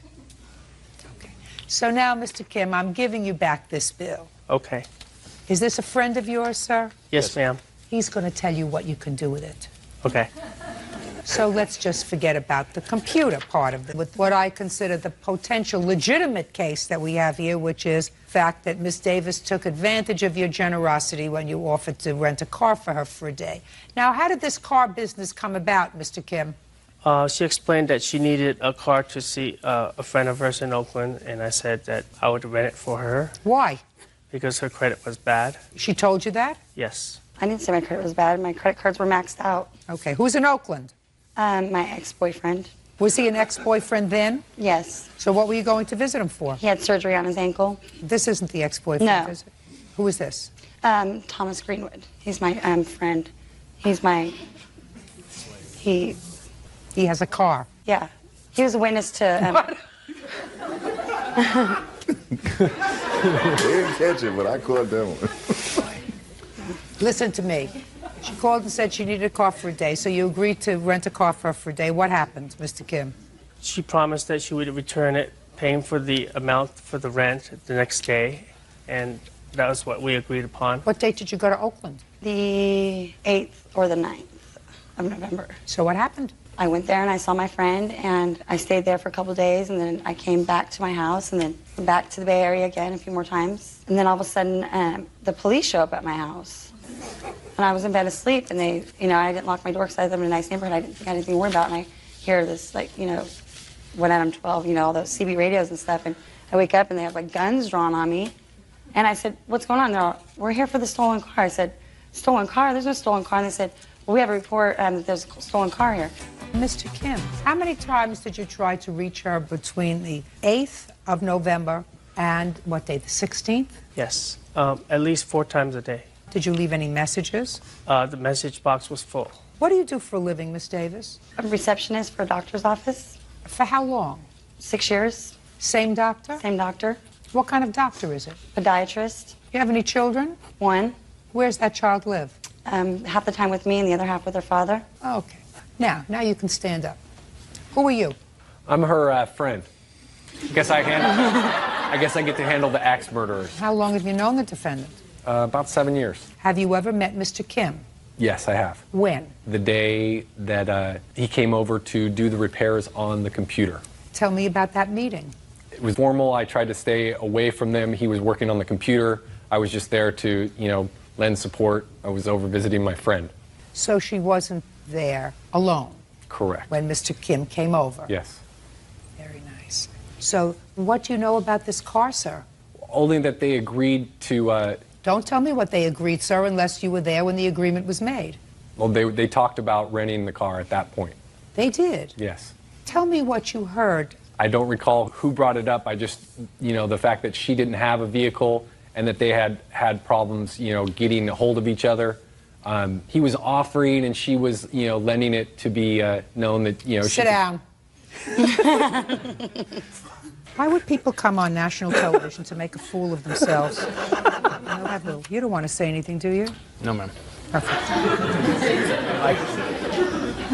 I could. Can I say something? Shh. You see, Miss Davis, when you come to court, you have to file papers. Paper that you filed was an answer. In order to be a good witness, you have to remember what you file in an answer. Do you understand? Correct. And you have to be very careful because the judge is usually smarter than you are. Right. In this case, it's a no-brainer. Right. So, in this case, what you said was, I was having trouble getting around, and he volunteered to let me have a car, and he volunteered to rent it for me, so it would be easy for me to get around. So that when I said to you specifically, very quickly, so that you didn't have time to think, who was in Oakland? Because that you didn't mention in your answer. No. No. He mentioned it in his complaint.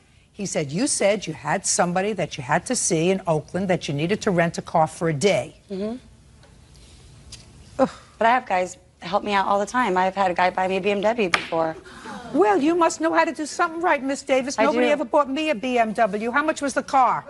$11.77 and 45 cents. Now, Mr. Kim, you picked somebody that you hardly knew, right?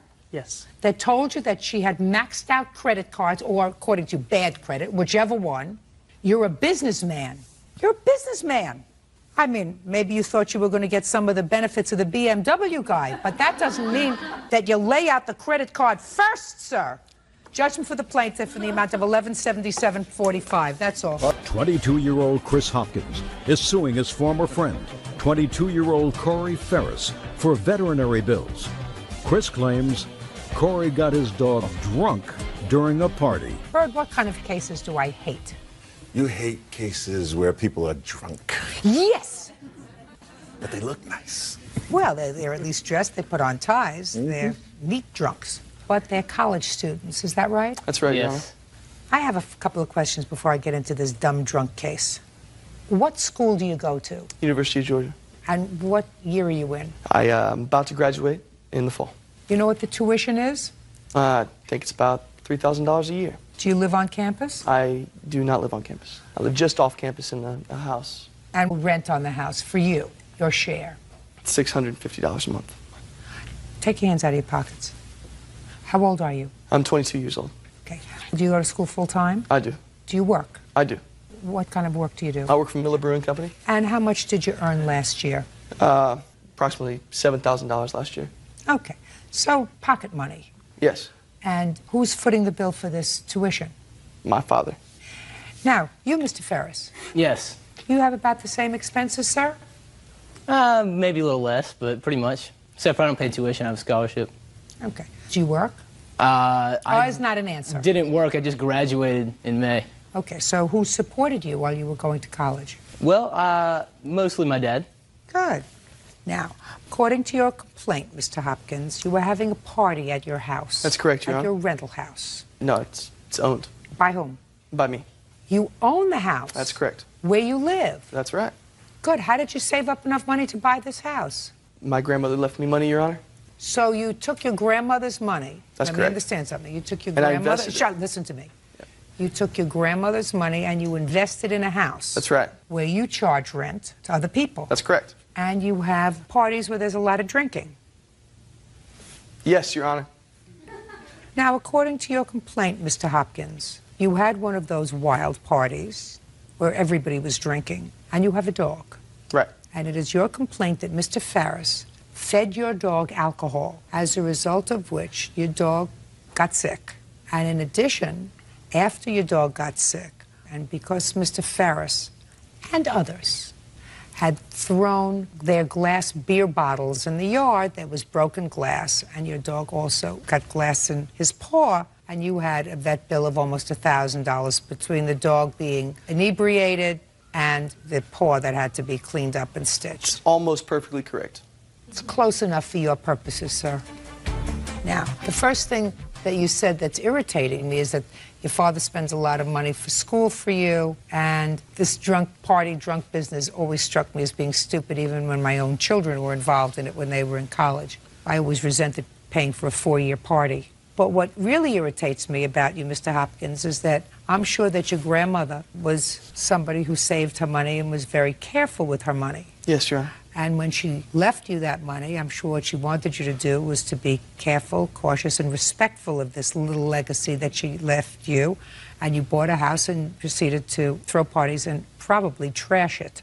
That's not correct, Your Honor. Well, how many college kids live in your house, sir? 2, myself and 1 other. And how many parties did he have last year, Mr. Farris, at his house? Countless. Countless. Got it. So that's my problem with you. We have very clean parties, Your Honor. What? We have very clean parties, Your Honor. We're responsible. Mr. Hopkins, don't play with me. I'm not playing with you. Good. If you're not playing with me, then don't talk to me unless I'm talking to you. Yes, Your Honor. Now we'll get to you, Mr. Farris, because you acknowledge in your answer, ply the dog with alcohol. You're going to tell me why, because Bert is really interested to know why you would give a dog alcohol. Well, I didn't give it to him at first. I was drinking it out of one of those Dixie cups and was sitting on the floor next to my chair. And the dog came up and started drinking it himself. So I figured, you know, this dog is clearly an alcoholic. So I fed him maybe 10 ounces of beer. I could not have gotten him drunk. It was Listen to me, very Mr. small, Farris. man. Put your hand down. I didn't ask you anything. Mr. Farris, your defense, as far as I can understand it, sir, is that you gave the dog alcohol, but not more than, according to your answer, 12 ounces of alcohol, which could not have made this dog drunk. Being a veterinarian, I don't think you can make that judgment. But your defense really is that there were other people also giving the dog alcohol, so if the dog got sick, it was a cumulative effect, therefore you should not be responsible. That is your defense, is that right? Not only that, but I don't see why I should be responsible, period, because, especially for the dog cutting his foot, I don't see how that has anything to do with me. I'm talking to you about alcohol, sir. All right. And I have other important cases to do today, other than drunk cases, which I don't like to begin with. So I'm going to give you a quick analogy. Let's say on a Saturday night late, you're walking in the street and you're walking alone, and a group of 3 thugs come up and surround you and demand your wallet. The 3 of them then take out knives and start to stab you, and you are critically injured. The police catch one of them. The other 2 get away. Put your hand down. If the perpetrator said, I wasn't the only one to stab him, and therefore you can't charge me with stabbing him critically because there were 2 other people involved. Do you know what the justice system says to you? What if the guy testified against the other 2 and they gave him a lesser... Listen to me. Don't change my fact pattern, sir. All right. This is my party. This is my playpen. The fact that you were dumb enough to feed this dog alcohol, causing the dog to get sick, makes you totally and completely responsible. And if there were other morons like you at the party, sue them. You're free to do that. You're even free to bring those people before me, sir. Okay. I can deal with them. As far as you're concerned, you're the donkey, and the tail is on you. You fed him alcohol. You're responsible. Now, what were your medical bills? $967. Judgment for the plaintiff in the amount of $967. Do me a favor, no more drunk cases today. Mitchell Carson is suing the mother of his child, Michelle Harris, and her husband, Todd Harris, for the return of attorney fees for a failed adoption. Mr. Carson, you and Mrs. Harris have a child together. How Correct, old is ma'am. that child? He's 8 years old, ma'am. Did you ever live with him? No. This is your claim. The mother of your child, Miss Harris, is married to Mr. Harris. They've been married for how long? 3 years, Your Honor. Do you have any children other than this child? Yes, 2. Your former girlfriend, you weren't married, is that right? And you spoke about the possibility of her husband adopting your son. And you thought about it for a while. Ultimately, you agreed that that might be a good idea.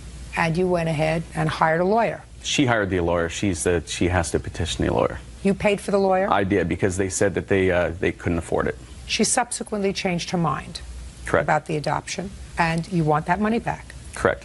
Why did you change your mind about the adoption? We never did change our mind, Your Honor. We simply moved out of the area. I had been searching for work for a good 4 years and couldn't find anything but maybe temp work or part-time. We couldn't afford to take care of our children, so we started looking elsewhere for work, and Oregon had a great rate of employment, higher wages, lower cost of living, so we decided to move there and then pursue the adoption when we got settled.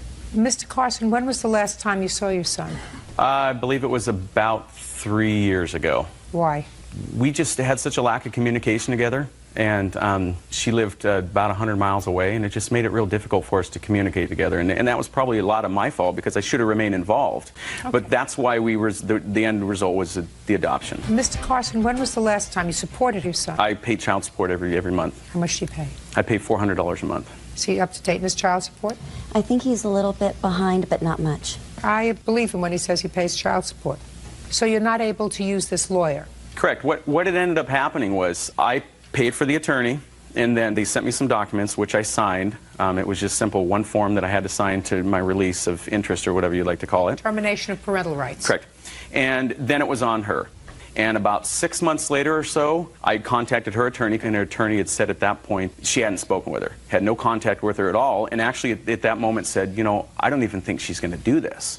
Which is fine. I don't. If she doesn't want to do the adoption, I mean, I'm completely capable and okay with paying child support, you know, till he's 18 years old. But when she came to me with the idea of doing the adoption, and I agreed to it, I thought in good faith, when she said they couldn't afford it, that I paid for it, that they would go through with it. And then I called her and asked her why she wasn't doing it.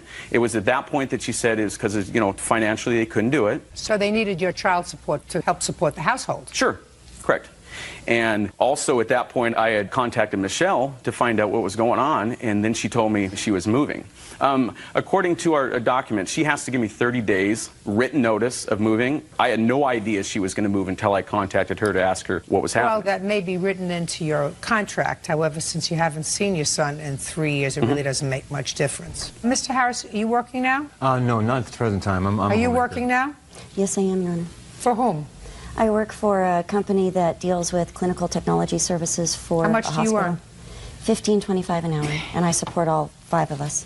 No, you don't support all 5 of you. He helps support all. When was the last time your husband worked full-time? I would where? say it was for a landscaping company in Olympia, and it was a year and a half, 2 years ago. We're not sure of the exact date. Well, she says it's a year and a half, 2 years ago. Yeah, it's a year and a half, 2 years ago. Well, that's ridiculous. It's ridiculous. Why is that ridiculous? It's ridiculous not to work when you have 2 children. When did you move? We moved in March of '06. So you moved from, just a minute, so you moved from one place where he can't get a job for a year to another place, and now he's still not working. No, Doesn't that that's clue? not exactly correct. I worked for a company in Portland as a steam cleaner. I did that for 2.5 months. I also worked doing mill shutdowns for a temporary job. It's not like I haven't worked. So I'm glad you're working. I'm glad everything is wonderful with you. The strong probability exists that they're not going to let you off the hook so fast. Ma'am, can I add something, please? Yeah. The reason why they told me why he's having a hard time finding work and why they couldn't do the adoption is because when they moved to Portland, Michelle told me that he had a warrant out for his arrest. She told me that's what kept us from going into court. Her attorney told me that when they moved to Just Portland... a second. Well, that's very easy to Am I in figure jail? out. Shh. Turn around.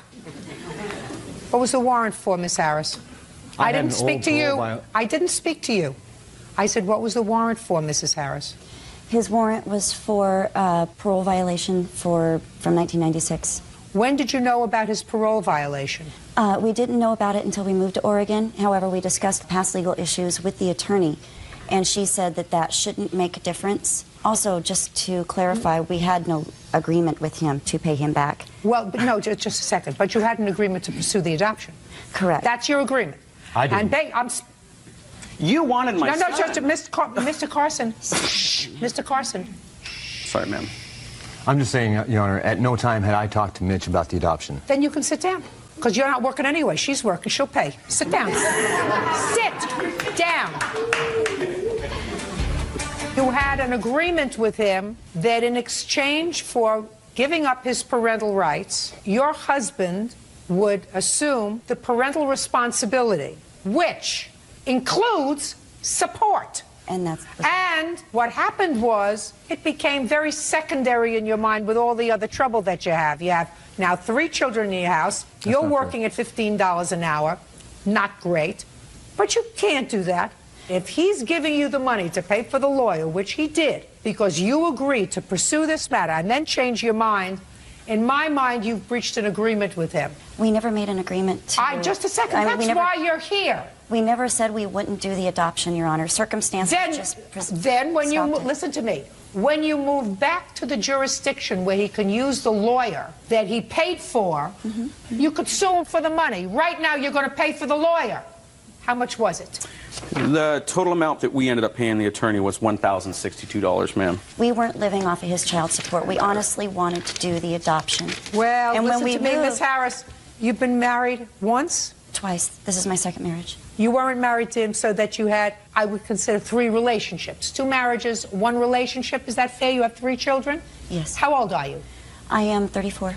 The likelihood of this man celebrating your 25th wedding anniversary is 0. So that, as far as I'm concerned, it would be very unwise for him to adopt this child. Judging for the plaintiff in the amount of $1,062. Thank you, Your That's Honor. all. David and Janelle Rennie claim Janelle's son, Keith Harvey, owes for car payments, insurance payments, parking tickets, and a loan for rent.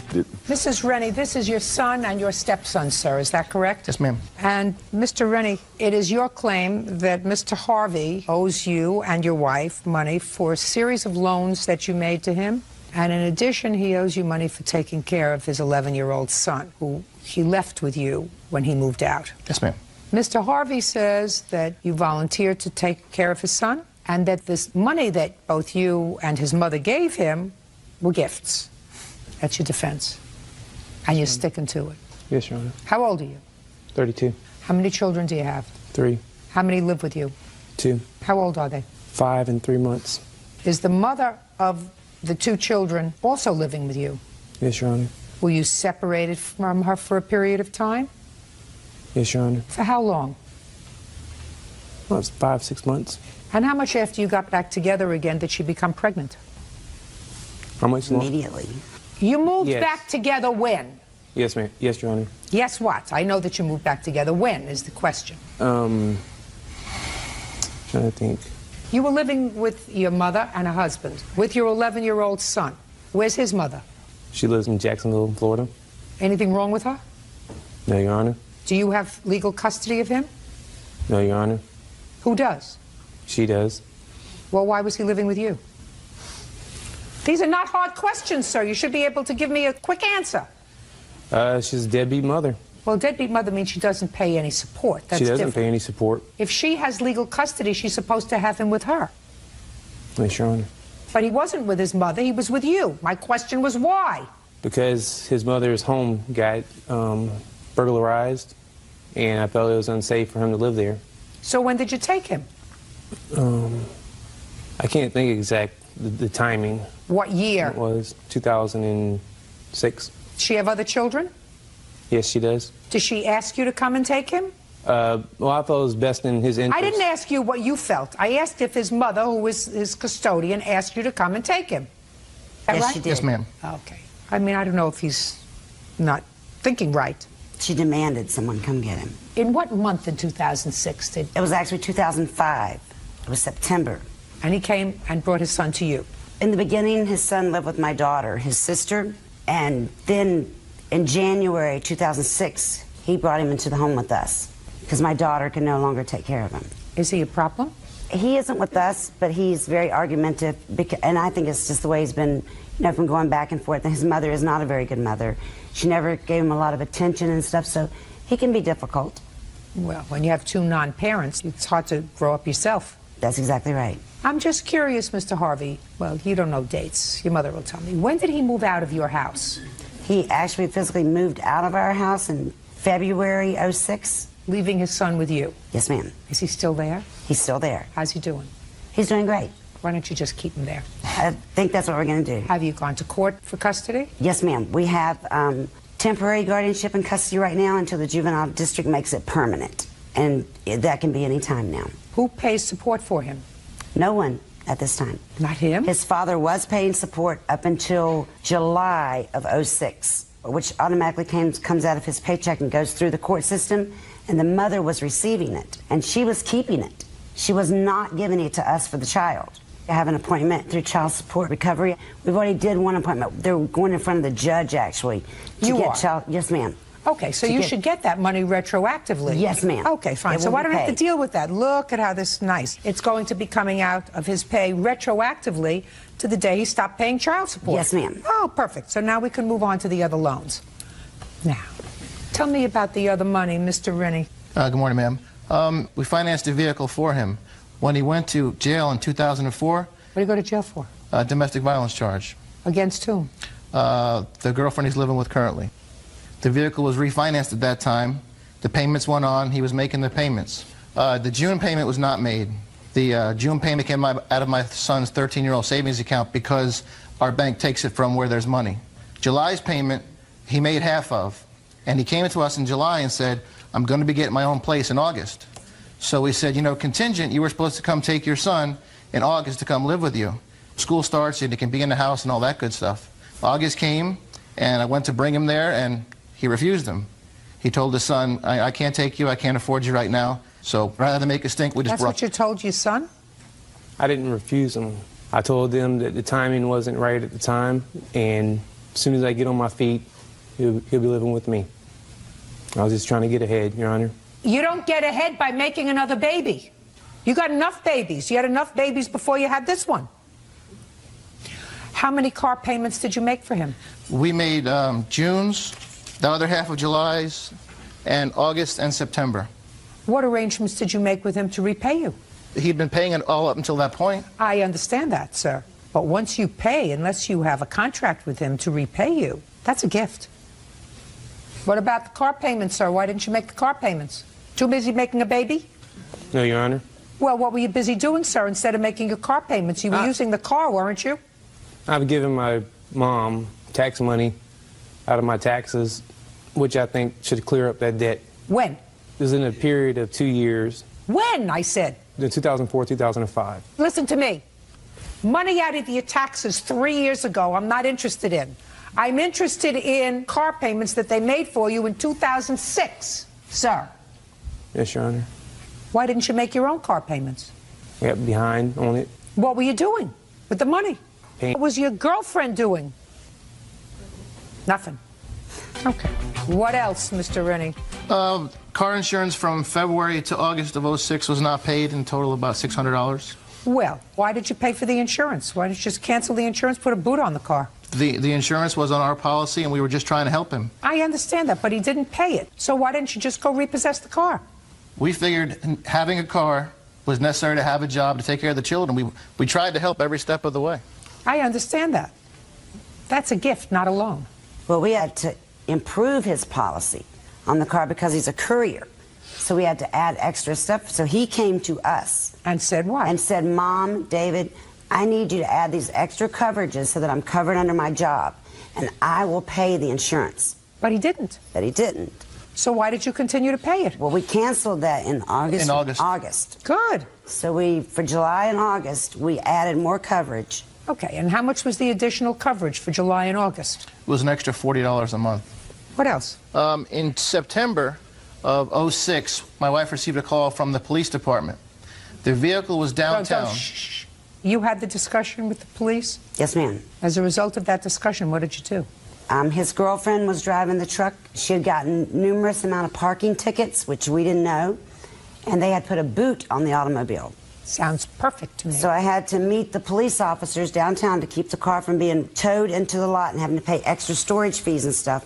Had to pay the tickets and got the truck released back to us. So where's the truck now? We have it. Perfect. So you have it. You have another car? Yes, Your Honor. From where did you get another car? Honda? When? 3 months ago. Where'd you get the money from? Why are you looking at me like I'm speaking some sort of foreign tongue?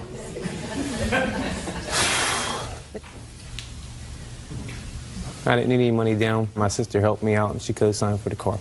Your sister? Yes, Your Honor. That your daughter? Yes, ma'am. We tried to talk to her. We told her, you know, we still have the payments from the truck that we financed. It's $320 a month car payment. We still have to make that payment. What else? The tickets totaled $412. And in August, my wife loaned him money for his first month's rent of $980. Why did you do that? I don't know why I did it. He calls me, makes me feel bad. So I met him and I helped him. I assume by now you've learned your lesson. Yes, ma'am.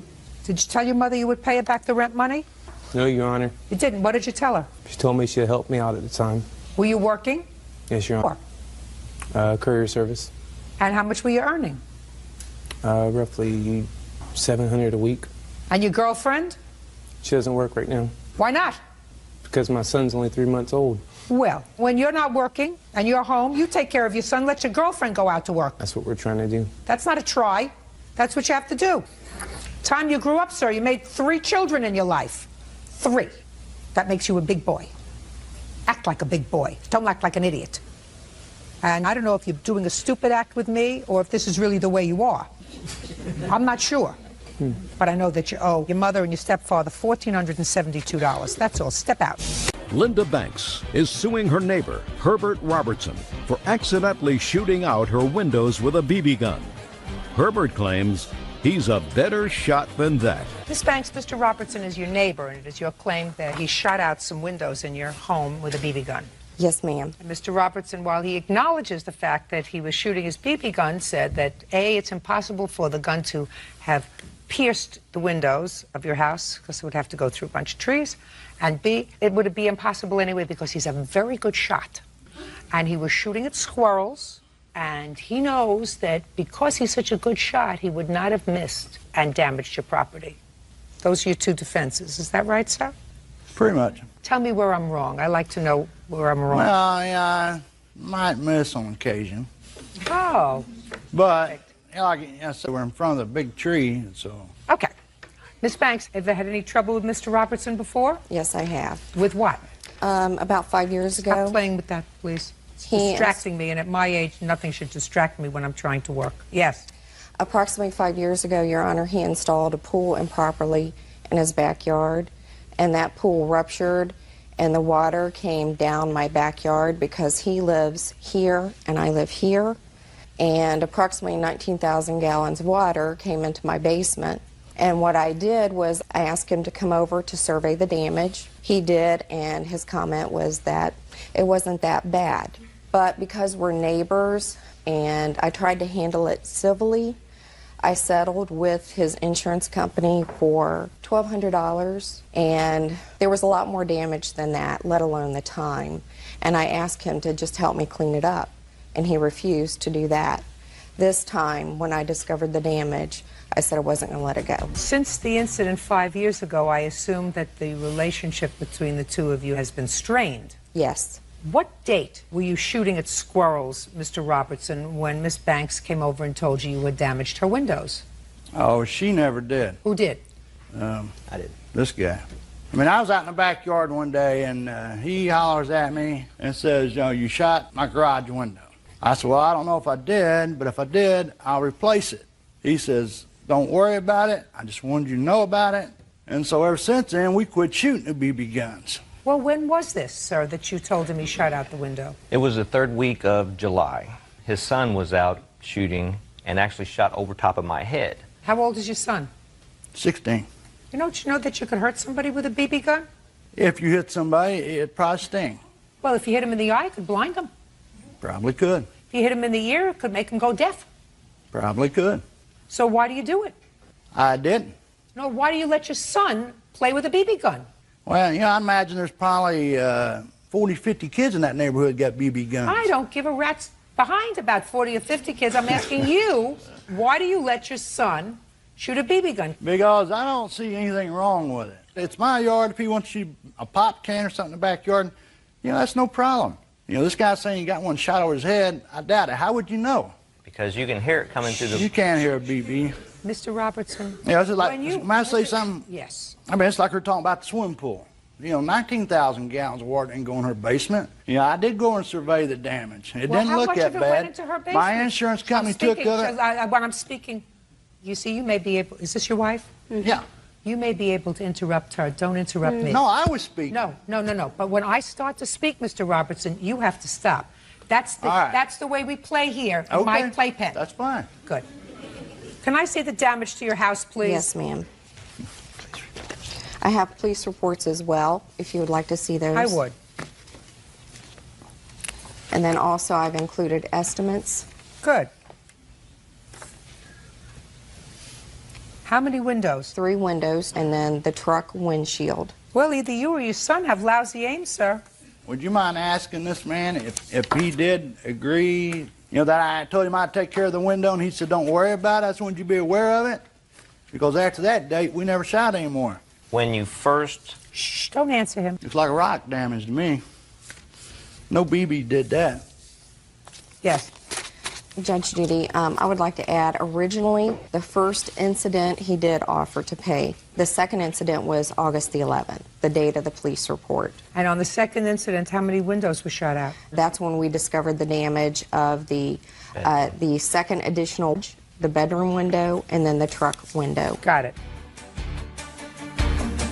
Still have the BB gun, Mr. Robertson? Yeah. Still let your son use it? Like I said, nobody shot it since he said I shot his garage window out. Well, you don't know that, sir. You do work, don't you? You do No, work. I don't. You don't work? No. Why not? I'm disabled. What's the nature of your disability? Back. You I've have a had bad 5 back back. surgeries. Really? How can you shoot a BB gun with a bad back? A BB gun? Yeah, how can you pick up a BB gun? Well, how much do you think it weighs? Kind of hard to shoot. Well, incapacitating. Seems to be if you can do this, you can sit at a desk and answer a phone. Well, I'm just saying, I offered to pay for it. He said, don't worry about it. And that was the end of the shooting. He doesn't after want that. you to, no, listen to me. He doesn't want you to worry about it. He wants you to pay for it. There's a difference. I offered to pay for it. Good. Ask my wife. Oh, I won't. She has to go home with you. For that, she has you my done made sincere your mind up. condolences. And like I said, you know, I thought you were innocent until you're proven guilty. That's what we just did. No, you didn't. Judgment for the plaintiff in the amount of $1,200. Thank you. That's all. It don't matter. Beverly Roscoe claims her husband's ex-wife, Deborah Roscoe, harasses her constantly. Deborah is accusing Beverly of harassing her. Mrs. Roscoe, the defendant is your husband's former wife. This is Right. your husband, I assume? Yes. And these are your 2 stepsons? Yes. Your 2 sons? Right. And your 2 sons? Right. When were you divorced? 92. And for how long did the boys live with their father? They never have. Never. Until one of them was kidnapped. My question to you is, during what times did the boys live with their father? The youngest one has never lived with him. The oldest one went there for a Thanksgiving vacation and never came back. In, What year? 98. Who's the older? You went to live with your father in when, sir? 2006. So you lived there for 8 years? Yes. Did you see your brother No. while you lived there? No. It is your claim, Miss Roscoe, that your husband's former wife, the first Mrs. Roscoe, I assume the first. She's the second. The second Mrs. Roscoe. You are the third Mrs. Roscoe. I'm the fourth. You are the fourth Mrs. Roscoe. Yes. He's got something. You're the fifth. Well, Elusive, but he has something. No. Has been harassing you. Right. I need to clarify. Go ahead. What they said. First of all, Sean did not live with Bob until 2006 because he moved into my house in 2004 because he had nowhere else to go. Is that right? You were with your stepmother? No, I stayed with friends mainly because of I did not. I didn't ask you for any other reason. Your complaint is that she harasses you. Yes. You want her to stop. She says Right. she doesn't harass you, you harass her. You want to know who's harassed? The kids. Me. That's true. So, Mrs. Roscoe, the fourth Mrs. Roscoe, that would be you. Yes. You have 5 minutes to tell me how she's harassing you Okay. legally. All right, it started in 2004 when Sean moved into my house. Bob did not live there. Sean did. He had nowhere else to go, so I let him stay with me. She found out how old I was, and it started from that point on. I have always been mistress, lot lizard, what else? All Don't kinds of ask stuff. her. Okay. I have emails. I have certified letters. She sent the same letter 3 times, 2 by certified mail, 1 regular mail, after she paid to get our address. This is the certified letter that she sent, and I have the email where she stated she would pay $50 to get our address again after she had contacted my ex-husband and his family members through Christmas and New Year's every year for 2 years. I'm not interested in your ex-husband and his family. You're suing her. Right, but she's trying to get our address. They don't Listen give to it, me. so she buys it. So She she got your sent the address. email she would pay She for got it. your address. So Right, but let's go. for What what is the other harassment? Let's go. Well, go. You had 5 minutes okay. of moving. All right, I'm trying. She says that the kids are not allowed to talk to their dad yet. They have an address, they have email addresses, and a phone number where they can contact him. I haven't heard anything yet, madam, that amounts to legal harassment. Okay. Keep going. Threatening to have my kids taken away from me. I live in Just a every second. day. Just a second. Show me where she threatened to have your children Okay. taken away from you. All right. In here, you'll see several references to where she's talked to my in-laws, my ex-in-laws, and she's surprised that they allow me to keep the kids there. She has made contact with them and tried to... So what? Who cares? I mean, there's no reason for her to bring me into her and Bob's business. Those are their kids. It was his support. You're absolutely right. You're absolutely right, Miss Roscoe. There's no reason for her to get involved with you and your children and your former in-laws or anybody else. That's not legally actionable. It's just bad behavior. I'm waiting for something legally actionable. Like somebody calling you 150 times a day. Well, we've had... Like somebody posting things about you on the internet, defamatory statements, like somebody parking themselves outside your home with a constant surveillance of your home and police reports to follow that up. Okay. Do you understand what I'm saying to you? Yes, I So do. far, I see annoying. So far, I don't see legal. Okay, here's where she states about my kids, give it time, I may not have them at all. This has been going on for years. Miss Roscoe, just because you say it's been going on for years doesn't mean it's been going on for years. Okay, well, I've highlighted the majority of the parts. Right here, teach your children well for as long as you have them.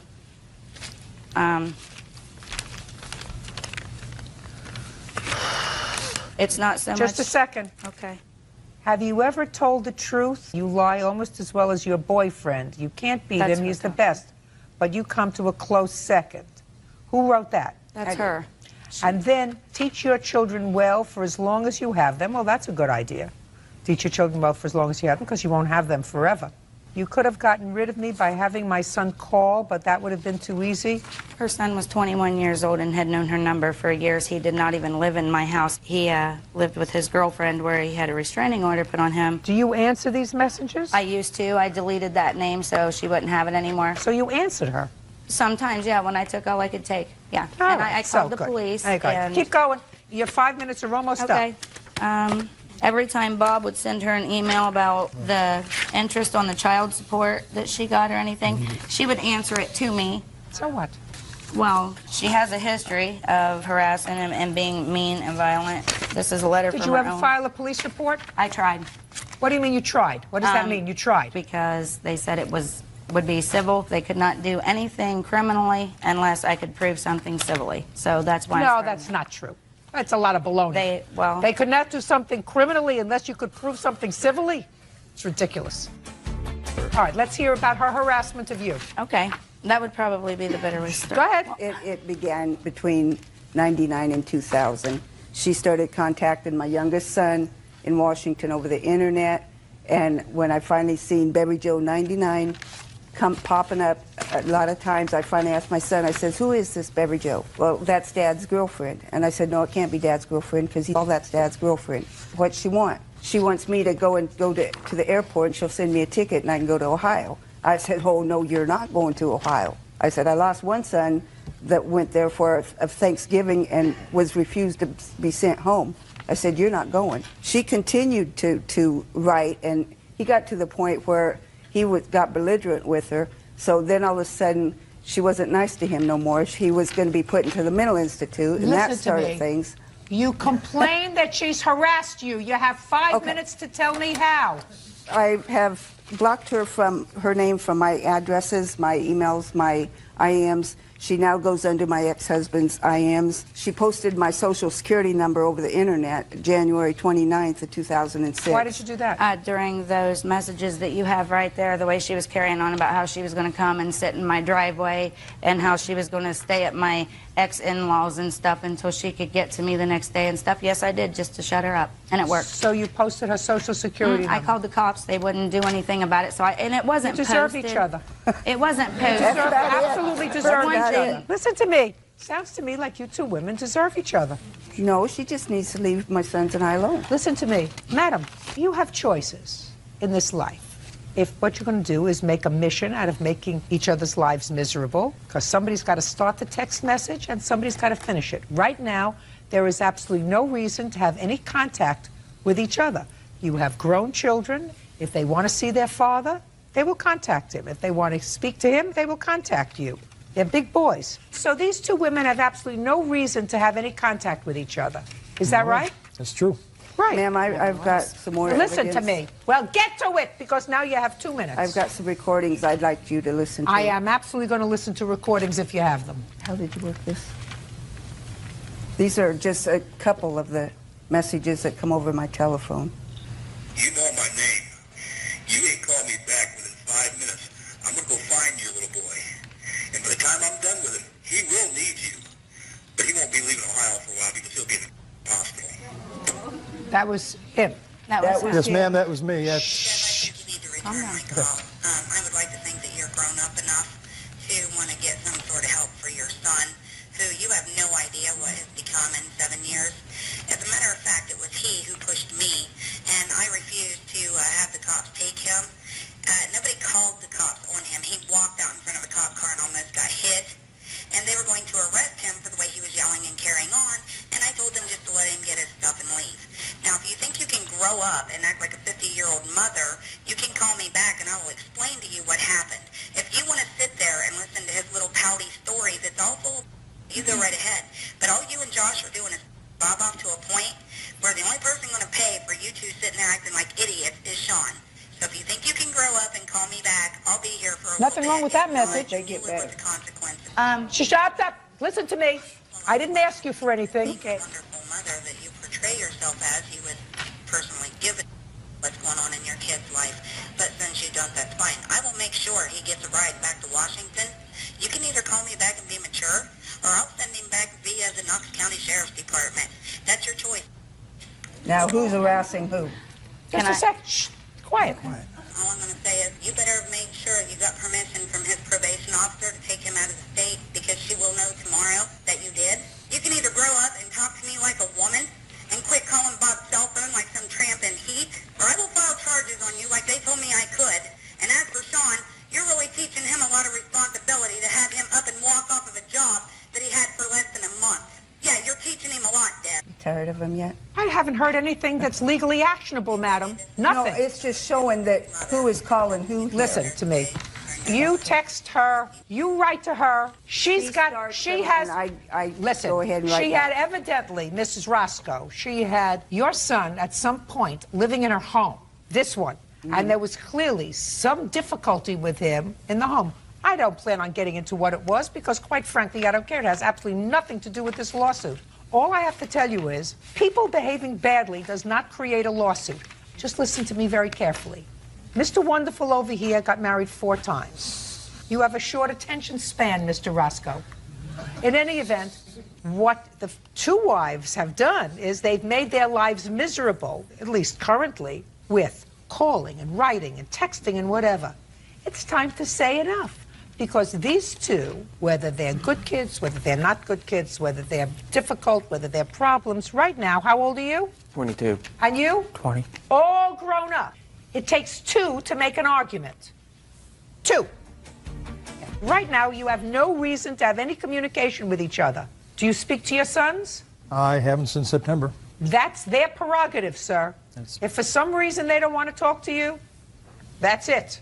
But it has nothing to do with her. It has nothing to do with their mother, because they're big boys. And if they wanted to talk to you, they would. So I don't see any reason for you to have any further contact with each other. Why don't you both consent to an order that prohibits any contact whatsoever, either by mail, by telephone, by text message, by any form of communication that we know of in modern electronics? I had reported her to her work to get her to Your case quit. is dismissed, madam. You have no case. I mean, I ask you a question, you go back into history. I asked you, are you prepared to enter into an order that says, I will have no contact with the second Mrs. Roscoe, either in person, by mail, by telephone, telegraph, pigeon, or whatever? I've tried to obtain Are you prepared to enter into such an order? You bet you, ma'am. Very good. I'll have somebody prepare it back there. Thank you very much. That's all.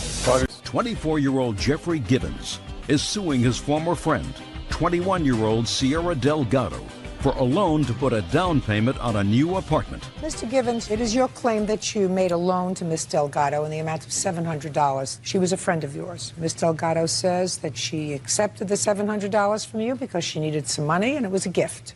How long do you know her? Your Honor, I have known Miss Delgado since January. I met her at Bartending Academy, and I think that the gift part of that whole story that you just gave me is an utter fabrication. You have a copy of your check? Yes, Your Honor. a copy of the check and the date. Check is for $1,000, sir. What was the $1,000 for? Yes, Your Honor. I wanted to pull out $1,000, and she gave me $300 back. So I am suing for $700. Tell me how it came about, sir, that you knew that she needed $700. Your Honor, she asked me for money to help pay for her deposit on her new apartment. When was this? This was probably January 28th, and I gave the money to her on February 1st. So you had known her less than a month? Correct. Why did you approach him about needing money? Well, we had met at the bartending academy, and we had a friendship going. One night we hung out, and we had relations. After that, I told him I didn't want anything other than a friendship. Well, when did the plaintiff become more than just a friendship? I would say it was just a one-night stand. When? This was in January, the end of January. Give me the date. I don't remember the date. We were drinking. Think about it. Oh, well, the beginning of January. I'm sorry.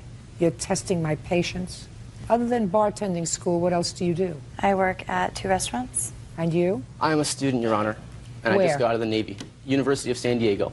Are you a full-time student or a part-time student? Your Honor, I am a full-time student, biology major. Who supports you? I support myself, Your Honor. I was in the Navy, and I have money left over. I have loans, and the military is supporting me a little bit with the GI Bill. Where were you in service? I served in Japan, and I served in San Diego. When were you in Japan? From 2000 to 2004. And I was in San Diego from 2004 to 2006, October 23rd. That's when I got out. Do you remember the time that you had an intimate relationship with the defendant? Yes, Your Honor. When was it? It was about January 15th, because that was when Bartending Academy was going on. And was it after that that she said she only wanted to be friends? Correct. I did want to be in a relationship with her. She didn't want to, so I cut it off. I had a new relationship going when I gave her the money. So I thought, since I was a personal trainer as well, and I thought, since I can't be your significant other or whatever that may be, I would like to be your friend, personal trainer. I tried to help her. When I sat down with her at the Cheesecake Factory, I gave her a goal list. This was my way of a contract. It's not a contract, but I was trying to help her. I bent over backwards for this young lady. Bizarre. I would have had the money by the end of February, but the girl I was taking the contract over with said she wanted it at the beginning of the month. So I wasn't prepared for that, and I sent Mr. Gibbons a text message, hey, how do you get $700 in a day? Just, joking. He was a friend, and he's jokingly said, stand on the corner of El Cajon Boulevard.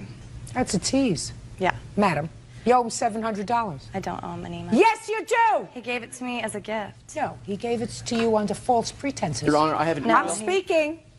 If you had already made a decision, Ms. Delgado, that all you wanted was a friendship, if anything, because I assumed that either you were disappointed with January 15th or you found his behavior somewhat bizarre. Either way, I don't care if you go into a homeless shelter. You don't take money from him under false pretenses, and you don't coyly send him a text message, hey, when you know that he wants more from you than you were willing to give him. How do you get $700 in a day? That you may say to your mother or your father. That you may say to your brother or your sister. That you don't say to a guy who is clearly wearing his heart on his sleeve, because that is unkind and cruel and fraudulent. You owe him $700. Judgment for the plaintiff. That's all. Step out. Parties are excused. You may step out. Erica Heskett says ex-boyfriend Joseph Seekert owes for loans and an assault. Miss Hesketh, the defendant used to be your boyfriend. Yes, ma'am. And you, as so many other women who have appeared before me over the years, gave him some money. Yes, a lot of money. Yes, ma'am. And you don't look like a very, very rich girl, so you look as if this money really put a dent in your wallet. Yes, ma'am. In addition, you claim not only to have given him money, but to have been the victim of his bad temper. Yes, ma'am. You claim that he assaulted you, and you want him to be responsible for that as well. Mr. Seegert says that there was, over the course of your relationship, money moved back and forth. There was never any understanding that he was going to repay this money that you gave him. He doesn't much talk about the assault, but he will today. So, when did you and the defendant start to live together? Ma'am, we first started living together around 13 September of 06. And did you move in together to a place, or did he move into your apartment? Ma'am, he's on parole. He got released from parole and got what is called live-outs. So therefore, he was given permission to live with me in my condo and do a work release type program. What were you in prison for, Mr. Siegert? I was a DWI. It was a suspended sentence, Your Honor. So you weren't in prison? No, ma'am. When did you move into her apartment, sir? On September 13th? Yes, Your Honor. And what was the financial arrangement, Mr. Siegert, when you moved into her apartment? There wasn't none. There was no agreement whatsoever. And when I basically found another place, which was back with my parents, then I moved out. When was that? Well, September 13th I moved in, so I would say October and November was when we were splitting up a lot, fighting. Is that right? Ma'am, he moved out the 13th of, was the final day when all the stuff got removed from my residence. Okay, so let's hear about the money you claim he owes you. Okay, around the 26th of August, he had to go down to Texas for his child support hearing. Basically, he owed around $15,000 in back child support. They were going to throw him in jail, and he had to go to court down there. He stressed the importance of being able to see his daughter and have his daughter into his life, and really was upset and asked me for help. I went at that time with him to City Financial Bank, and I took out a loan for $5,000. I then turned around and deposited that money into my account. I transferred $3,000 from savings to checkings on the 29th so I could write the check of check number 1222. For what? For his attorney, for the retainer. And how did you get the name of the attorney? He had provided the name of the attorney, ma'am. And how did you get the city and state of the attorney? He provided it, ma'am. And how did you get the amount that was owed the attorney? He provided it, ma'am. Did you speak to the attorney? Yes, ma'am. And you got the telephone number from? The defendant. Is that all correct? Yes, Your Honor. Okay. Now, when you sent this money down, what kind of discussion did you have with Mr. Siegert with regard to the money? Ma'am, he promised that he would pay me back on the monthly payments that were due, and he claimed that because this was a loan that you were going to be paying back. You didn't just take money out of your bank. And how much were the monthly payments? They were around $148 a month. That's a pretty exact number. Were they $148 a month? Yes, ma'am. Okay, fine. So that's the first amount of money. What else? The other amounts that I helped him out with was basically the rent, which we had the agreement. Forget rent. If he didn't pay the rent the first month, you should have kicked him out. Anything else? I don't believe so. Now you want to tell me about when this assault allegedly took place? Yes, ma'am. The assault happened on 31 December at around 12:30 in the morning. The defendant came over. He had still had house keys since he had previously moved out on the 13th. He came in. He was drunk at the time, came into my bedroom, was trying to talk to me while he was drunk. I told him to get out. We got into a fight because I threatened to call the police. And basically, he slapped the cell phone out of my hands. He grabbed me. I was on the chair, and he pinned me down. He had one hand over my nose and one over my mouth, and he says, "How does it feel knowing that I've got your life in my hands?" I then told him to get off. I couldn't catch my breath, and I proceeded to just get extremely dizzy and sick. And he left? He left, but he took my vehicle in the process. Okay, did he return the vehicle? The cops contacted him. The vehicle got returned. You called the police? Yes, ma'am. Were you arrested that day, sir? No, Your Honor. How did they get the car? I ended up bringing it back to her because reported phone calls and stuff like that and threats. So I brought it back. I didn't want any more conflict whatsoever. But if you don't mind, Your Honor, the only evidence I have against that assault is right here from my PO stating... Don't tell me what your PO states. Okay. Let's get to this money that Ms. Haskett laid out for you. $3,000 you acknowledge she gave towards your attorney. Yes, Your Honor. Now, is this a retainer for an attorney, or was this to pay your child support? An attorney. An attorney for what? For child support, I was fighting for custody and to take care of the back child support. Why were you fighting for custody? Well, I wanted to get my rights back. What rights? The standard visitation rights. So, well, there's a difference between custody and visitation. So what were you fighting for? Just my visitation and to get back child support readjusted. Well, did you get the back child support readjusted? Yes, I did, Your Honor. To what?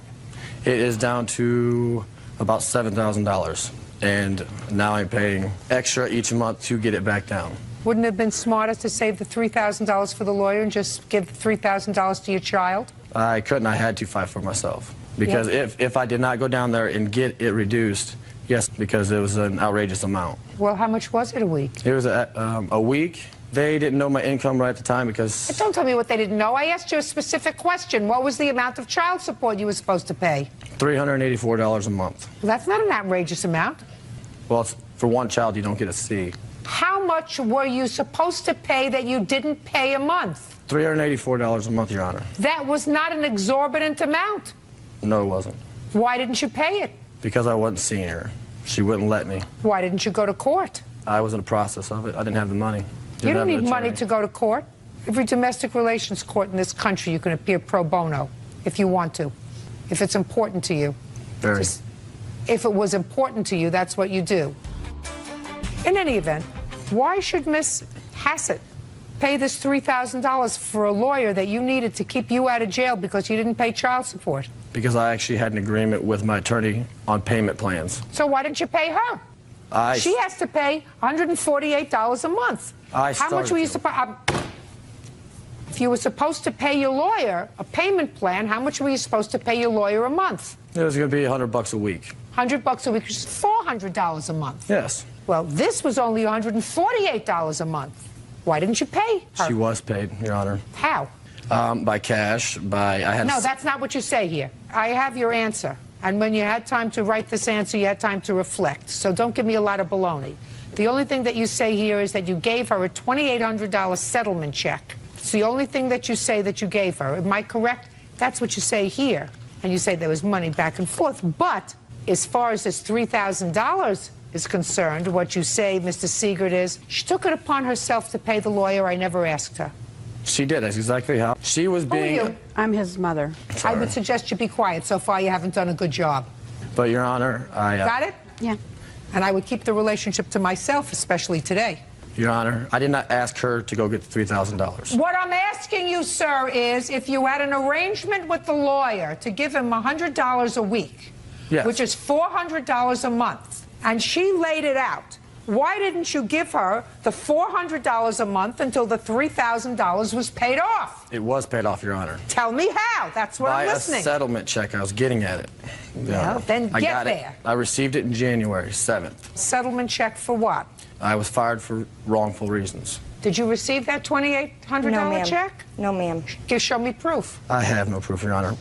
Due to the fact that she entered my house a while back and took all my receipts and contracts Mr. Siegert, for that. Mr. Siegert, I believe you this much, sir. Because all you have to do is call whoever sent you the settlement check. Get a copy of it, because if she endorsed it, they would have gotten it back, right? I have a copy of... Show me. ...of the settlement at my house. Just a second. You have a copy of the settlement at your house. Where did you think you were coming today? To the beach? I didn't think it would be brought up. Well, of course it would be brought up, sir. That's what you wrote in your answer. Why didn't you think it would be brought up? Didn't cross my mind. I was thinking about You have no mind. You owe her the $3,000. Now, let's hear your version of the events of the 31st of December when you entered her home. I don't recollect hardly anything whatsoever because I don't drink. I don't drive. Well, you did drive because you just told me that you returned her car to her, so you clearly drove. Well, not personally. What do you mean not personally? Well, because I was paying for a vehicle that I could not drive yet. Look at you. I want you to look at your mother's face. Your mother is looking at you and saying, I really wish I wasn't here. Why didn't I send somebody else? You have other children? Yes. You have older children? Yes. Why didn't I send one of the older kids with him? Why am I subjecting myself to sitting here and having a television camera on me, listening to this child that I reared? Listen, tell me about the 31st of December. 31st of December. Yes, she did call and report that I did assault her. As I know. I want you to tell me not what she did. Your Honor, I honestly don't know what I did exactly on the 31st, but I know what she said I didn't do. What's that? Because you were drinking? No, Your Honor. Well, if you don't know what you were doing on the 31st of December, either you were drinking or drugging or something. Either I was working or sleeping. That was my life, Your Honor. I was on parole. That's what my life is now. I don't do anything that she says I do. Drink, drive, commit crimes, all that stuff. I've made my mistake, and I pay for it. Not yet. Obviously. How many grandchildren does your mother have? She has one, Your Honor. Does she see that one grandchild? Sorry, I apologize. She has three. One from me and two from my sister. You don't have to bend down. We can hear you. Does she see the grandchild that is your child? No. Is that her choice your choice or the child's choice? Neither. The mother's choice. That's why I'm in a battle. Maybe you wouldn't be in such a battle if you paid your child support. It's being paid, Your Honor. Well, people usually don't go on an eating hiatus, Mr. Siegert, Right. including children. They have to eat regularly, they have to be clothed regularly. So the fact that you went on a child support hiatus doesn't necessarily endear you to the mother of your child. Your Honor, I'm not saying that I didn't. Well, I didn't pay the child support. I'm not saying I didn't off. I had her, she got her money, but it wasn't recorded. That's what I'm saying. Now it's legal through the courts, and they didn't adjust anything, and that's why it's being adjusted from what I did already pay. Listen, Miss Hassett, you weren't together with him very long, is that correct? Yes, ma'am. Good for you. I made a mistake. You made a mistake. A big one. Okay. So right now what you really out is $3,000. You have no difference in your rent, even though you say that he promised to pay you rent. He lived with you 3 months. You still living in the same condo? Yes, ma'am. You have a roommate? No, ma'am. Right. So your primary problem is that you are stuck with this $3,000 loan that you took out to pay for his lawyer, and that he's responsible to pay. Judgment for the plaintiff in the amount of $3,000. That's all. Step back. Barry Smith says former friend Jeannie LaSalle damaged a Cadillac she was renting from him. Mr. Smith, the defendant was a friend of yours, and according to your complaint, you rented a car to her, a car that was registered and titled in your name, that you weren't using. You felt sorry for, that you needed transportation. You told her she could rent it for $20 a day. It is your claim that she owes you for the rental, as well as some damage that she did to the car. Ms. LaSalle says she owes you nothing. How many cars do you rent out, Mr. Smith? Well, I've never rented out. The proposition was I wanted to sell it to her. It was her idea to rent it. And when did you have this conversation? This was March 22nd in the afternoon. It was like after 1 or 2 p.m. What kind of car is it? It's a 1987 Cadillac Eldorado Baritz. It's like the top-of-the-line model for that year. And Well, top of the line. I was a top of the line model in my year too, sir. But this car is now 20 years old. It's in good running order. It's in good shape. I only had like 92,000 miles on it. I'm in good shape too, but I'm can still tell. what I am. You know what I'm talking about? I can tell. 20-year-old car is a 20-year-old car. 20-year-old car by like 2 owners. It's I'm in not good telling shape. you how old I am, and I've only had 2 owners. That still doesn't change anything. You understand? I understand. What? What? I'm supposed to say here. Mr. Smith, I'm not saying anything bad about your car. I'm just saying it's an old car, sir. It's an old car. It's not an antique. It's just an old car. But it's a Cadillac. Me too.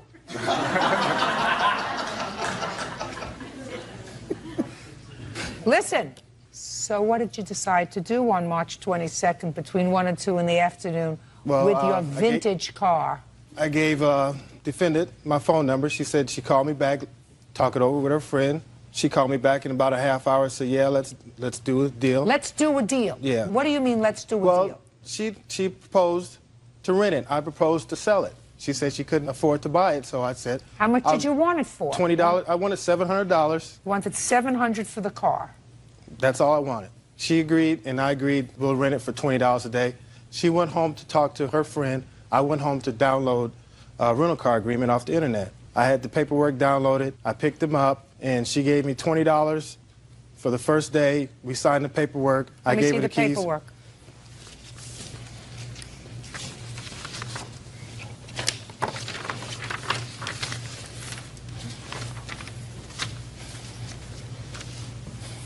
So you just wanted the car for a week, madam? No, ma'am. Did you sign this agreement? Yeah, when I met Barry on the 22nd, he told me he had cars for rental, 3 cars. I told him I had to talk to my girlfriend and that I would call him back. I did that. We went to go look at the cars. I rented 1 car. It says here that you're renting this car, and it says what car it is, from March 22nd to March 29th. He did all the receipts. I also have those. But I wanted to purchase the car. It wasn't rental. And I started renting because I was not working at the time. All I asked you was, you were supposed to return this vehicle on March 30th. That's what you signed. That's your name. Yeah, I signed that. Did you return the car on March 30th? No, I did not. Why not? because I made more payments towards the car. I was buying the car from him. Did you have a subsequent agreement? No, we kept doing the rental contracts, but I would pay him more than going towards the purchase of the car. Show me. First of all, how long did you keep the car? Until April 14th. You kept it for an additional 2 weeks. Okay. Go ahead, sir. That's not correct, Yon. She took 2 rental agreements out.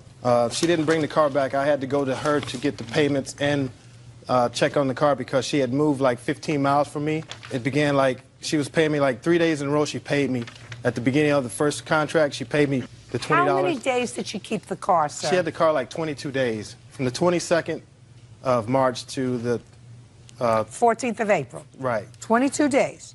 And let's do this so that I don't make a mistake. 22 times 20 equals $440. So that's what she should have paid you. That's correct. And that's what you would like, correct? Yes, ma'am. How much did you pay him? I paid him more than the receipts that he has given. How much do you claim that you paid him? Can my witness come up? No! How much do you claim that you paid him?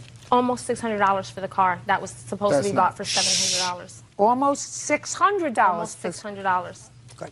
And how many receipts do you have, and how much do they total? $420. Let me see them, please.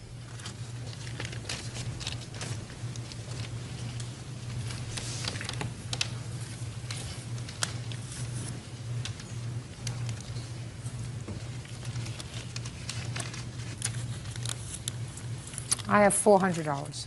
If you look, there might be one with the same date and the same amount on it. I think I accidentally wrote 2 receipts for 1 payment. Oh, yeah. I think it's This is a for different one. $80. This One is a is the different white, one. yeah. Right, I'm deducting $80 because it covers the same period Right. from 4-3. I accidentally gave her the wrong Absolutely copy right. and everything. Absolutely right. Minus 80, because she gave me a duplicate, equals 320, and she was supposed to give you 440.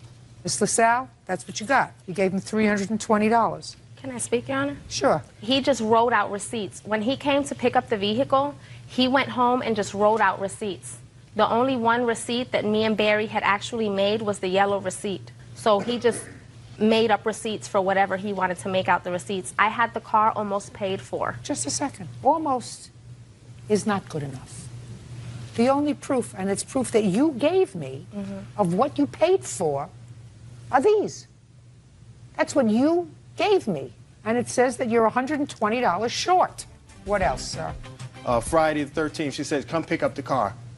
The car's on empty, it's at her house. She was supposed to bring the car back. So I get a friend of mine, we go up to Jeannie's house, get the car, and I said, when are you gonna have my money? She said, next Friday. We took off, went home. I called her the following Friday. She's not gonna pay me my money, I'm not gonna get any money. So I gave her another week, the 27th, which is the day I filed the lawsuit. Jeannie, am I gonna get my money? You ain't getting nothing. Do what you got to do. And that's when I went to the courthouse. The night while I was driving it back, like I said, it's 15 miles. The front end was shaky. It's a front-wheel drive car, and it's dark. It's like 9:30, 10 o'clock at night. I couldn't see anything. So the next morning, I went out and inspected the car. The right front tire is very low. I take it to a mechanic, have him look at it and get new tires, and they gave me an estimate of what the damages was because the front end suspension was damaged. I got damages on the car. The car wasn't brought back in the same state that I gave it to her. And Fine. You wanted to sell the car, sir, for $700. Listen to me. I wanted to sell it. Shh. Look at me. You wanted to sell the car for $700. Correct. You're going to get $440 for her. Use of the car. You're a couple of $100 short of what you wanted to sell it for. Where is the car now? I have the car. Do you drive it? Yeah, I drive it. Do you rent it to other people? No, I don't. But you use it yourself. Yes, I do. So look at what you have. You wanted to sell the car for $700.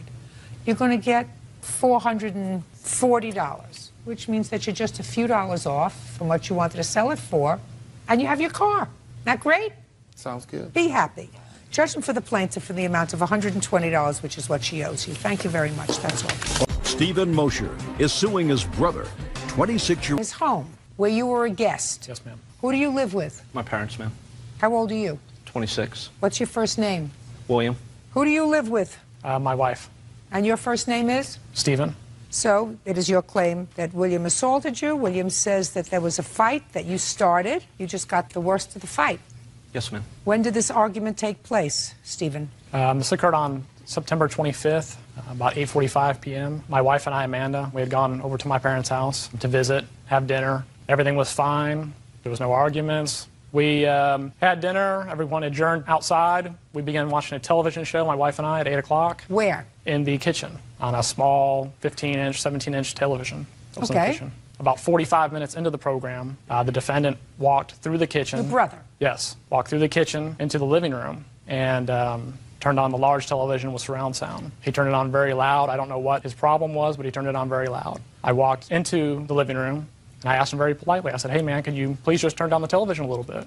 And at that time, he yelled at me, profanities. I turned around. I didn't say anything to him. I came back into the kitchen. I sat down. I tried to hear my program that I'd been watching for 45 minutes already, and I could not hear it. I sat directly in front of the television set, turned it up. I still couldn't hear it. I walked all the way back into the living room, and I asked him again. I said, man, could you please just turn it down a little bit, politely? That I don't believe. 3 times. Three times, Your Honor. Stephen, first time maybe, second time I don't believe. Well, Your Honor, he had an anger problem, and I tried not to Stephen, upset him. first time I believe you went inside and said, could you turn it down? Second time I don't believe you went inside and very politely asked him to turn it down. So let's revise that. I tell you the truth, Your Honor. Okay, go ahead. I went in there, I asked him a second time. He said the So same after thing he again. cursed you the first time, listen to me, Yes. Stephen, after he cursed you the first time, you went inside and said politely to him again, hey man, could you please turn it down? I just want you to tell me, is that what you're selling to me? No, ma'am, that's Is what that happened. what you're selling to me? That's what happened. Go ahead. Keep going. I went back into the living room for the second time. I asked him again politely. He shouted profanities at me again. I walked back into the kitchen. I still couldn't hear it. By this time, I'm getting a little frustrated. I walked outside of the home. I looked for my parents. I didn't see them. I came back inside. I'm still at the television. I still can't hear it. I walked back in there again. I actually tried to turn down the television myself. I look off the corner of my eye. I see the defendant running at me. And I kind of put my hands up. I'm like, what are you doing? What's going on? At that time, he struck me in the side of the face. I wrapped my arms around him and was struggling to hold him. He was trying to hit me. We fell down to the floor. He was still trying to strike me. At that time, I had my head down, trying to protect myself, holding him down. He did come free. We stood back up. I was still trying to hold on to him. I was holding on to his shirt. His shirt started to come off. I stepped back. He pulled his shirt off the rest of the way, and he came at me again. I grabbed him again, put my arms around him again. I did not one time hit him. I backed him up all the way to the fireplace area, which is probably about 8 feet away. I let go of him. I stepped back to where we originally were. He grabbed a large wooden bowl, ran at me like this. When he got closer to me, I tried to duck because I thought he was going to throw it at me. He hit me in the back of the head. I fell to the floor. I blacked out for a split second.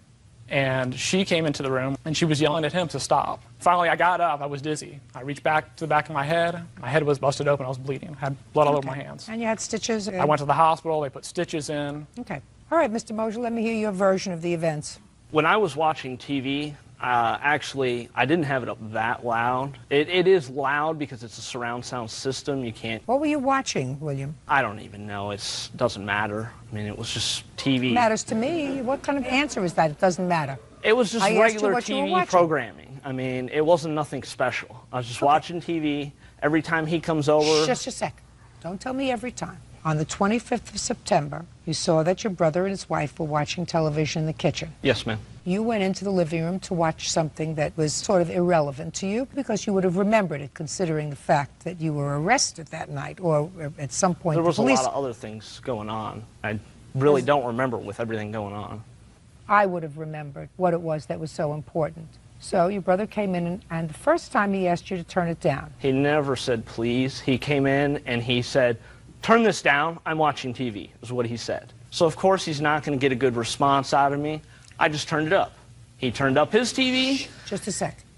So he came in and he said, turn it down, I'm watching TV. But you already knew he was watching TV, right? Yes, ma'am. Usually there isn't this problem. If he would have came at me and asked me nicely, I would have turned it down right away. But every time he comes over, it's like he's trying to be the boss of me. And I just gotten sick of it. I mean, it's every time. And so after... he came in the first time, said turn it down, so instead you turned it up.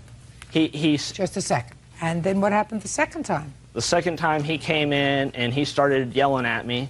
I yelled some profanities back at him. That sounds right. He did the same, Your Honor. I believe that. And then it went to a third time. The third time he came in, he comes in and he switches all the dials, turns everything he can possibly turn off, and messes it all up. And I come running up to him, and there was kind of a little bit of an altercation there, and then I hit him, and he kind of hit and spun me to the ground, pulled my shirt. Why did you hit him? I was mad. Well, you can't hit somebody just because you're mad. You're 26 years old. I know. Well, you can't do that. Is that your mother? Yes, ma'am.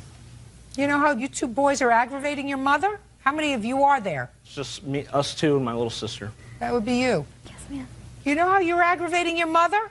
He also said that if I were to call and apologize, that he would not go any further with anything. Well, I called a couple times, couldn't get a hold of him. What'd you hit him with a bowl for? Because after he had pulled my shirt over my head and I was getting choked and beat on the back, I had bruises all over my back. I had marks on my neck where my shirt had been pulled around my neck. And as I got up, I'm like at a loss for oxygen. I'm mad. I've been beat on. You hit him first. I know. Reached over and grabbed the first thing I could and swung at him. And my arm wrapped around him like this and caught him. I apologized. I wanted him to come over for dinner. We could talk it over. Did you? What? Shh. Come on. Now, did you say, I want to pay your hospital bill, I want to pay your medical bills? Well, I would have. I mean, if he'd actually talked to me, I haven't even been able to talk to him. I've called, I've left messages to come eat dinner and do things, try to talk it over as a family. Well, I think you should probably do that, if for nobody else's sake, but for your mother's sake. Do you see your mother? Very rarely. Our relationship has very much been her. It's been very stressful on the entire family. It hasn't just been this one offense. There's been several recorded, unrecorded criminal offenses made by the defendant. It's against who? Against me and other people. What other offenses against you? Well, I haven't lived with my parents for probably 8 to 10 years. At that time, that brief time that I did live there, for some reason the defendant had a taser. I was actually tasered one time. Oh, you boys got to stop fighting. It was either that or go to a big fight. How old are you? I'm 30 years old, ma'am. You got to stop fighting. There comes a time you got to stop beating up on each other. I'm not interested in fighting. I've never been. Good. What are your medical bills, sir? Just give me the bills that you have to pay out of pocket. I have a medical bill for $377.27, $100, and $25. I have suffered a lot professionally and personally. Well, how professionally? Well, my head was busted open. I had 2 staples in the back of my head. I believe you. I had a huge mark on my face for about a month. I had really bad headaches in the back of my head. I've never had headaches before in my life. What kind of work do you do, William? I work for a pool company. Doing what? Cleaning pools. Okay. Well, I understand that he feels very, very angry, and the truth of the matter is that you were wrong. You were wrong on all counts. A, you were wrong because your brother and his wife were guests in your home.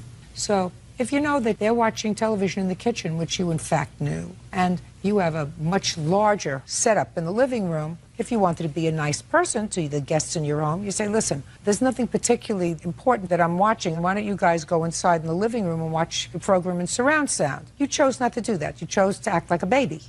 You went into the room, you turned on the television, the surround sound. He came inside, and I absolutely do not believe his story that he came in and asked you very politely to turn it down. That's not what a 30-year-old brother does. He comes in and says, turn it down, I'm watching TV, especially when he's got his wife in the kitchen egging him on a little bit. Would that be a fair statement, Miss Mosier? You don't know. I was loading the RV. You don't know. But then, when he comes inside and he says to you, please turn it down, you acted like a bigger baby and you turned it up. Well, if he would have asked respectfully... Listen, if I were 5'7", I probably would have been on the cover of Vogue. But I'm not. So if he would have said to you, would you please turn it down? Yes, you would have turned it down. If you said, would you please turn it down? You wouldn't have hit him on the head with a bowl. You wouldn't have punched him in the face. Stop being a baby. Your mother may baby you. I'm not going to baby you. You did the wrong thing. And for that, you have to pay.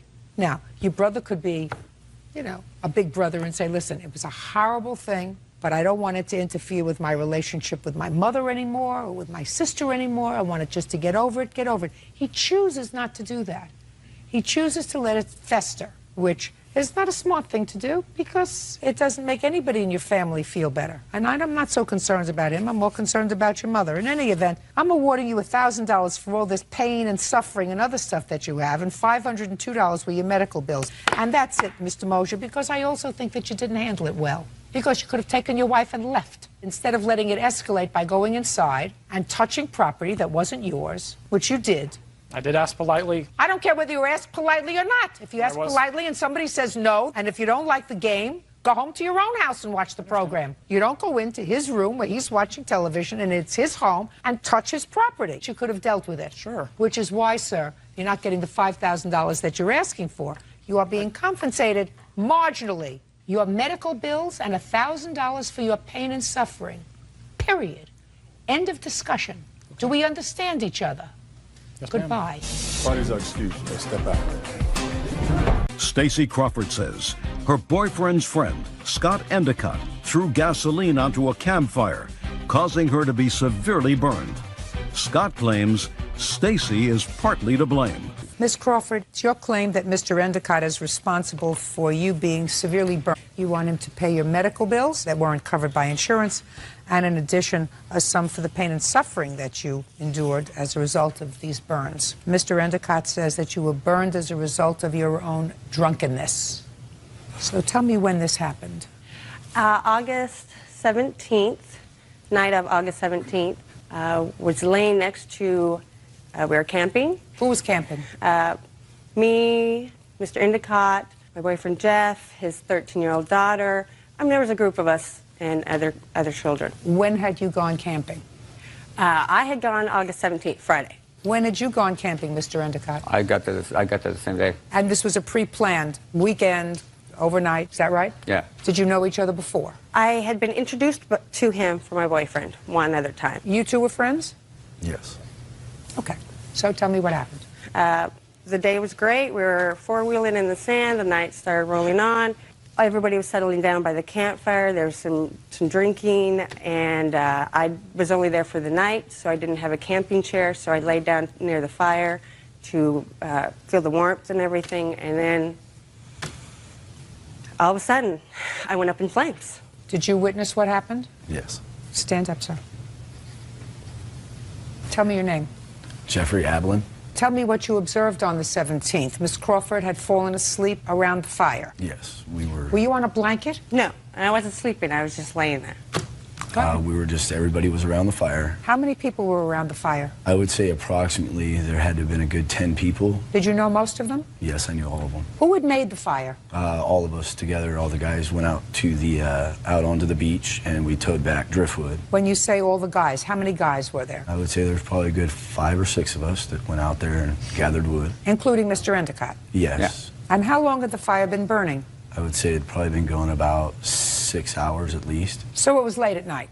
Yes, it was approximately about midnight, I would say, roughly. Yeah, but the driftwood that we put on there, that's neglected to tell you, is that it was You're wet. going to have your turn. Go ahead, sir.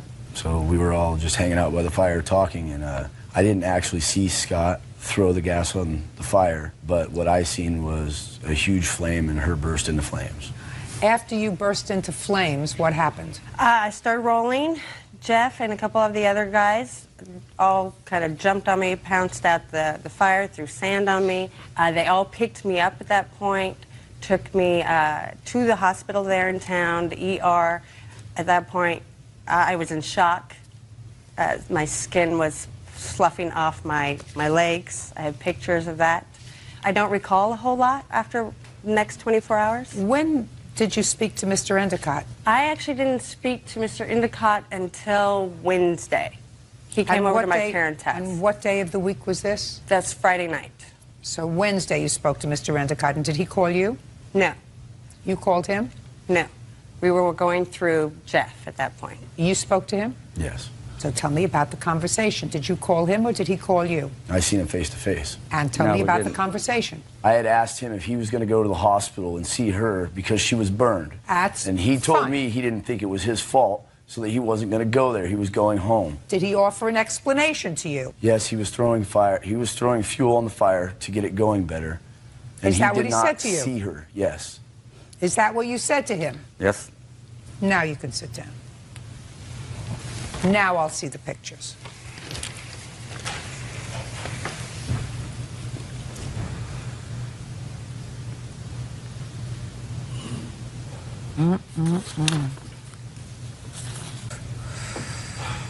You're a nurse? CNA, going to school to be a nurse. So you were not able to work because of the open wounds? Correct. Is that right? I work in a hospital. Okay. All right, Mr. Endicott, you certainly have seen these photographs? Nope.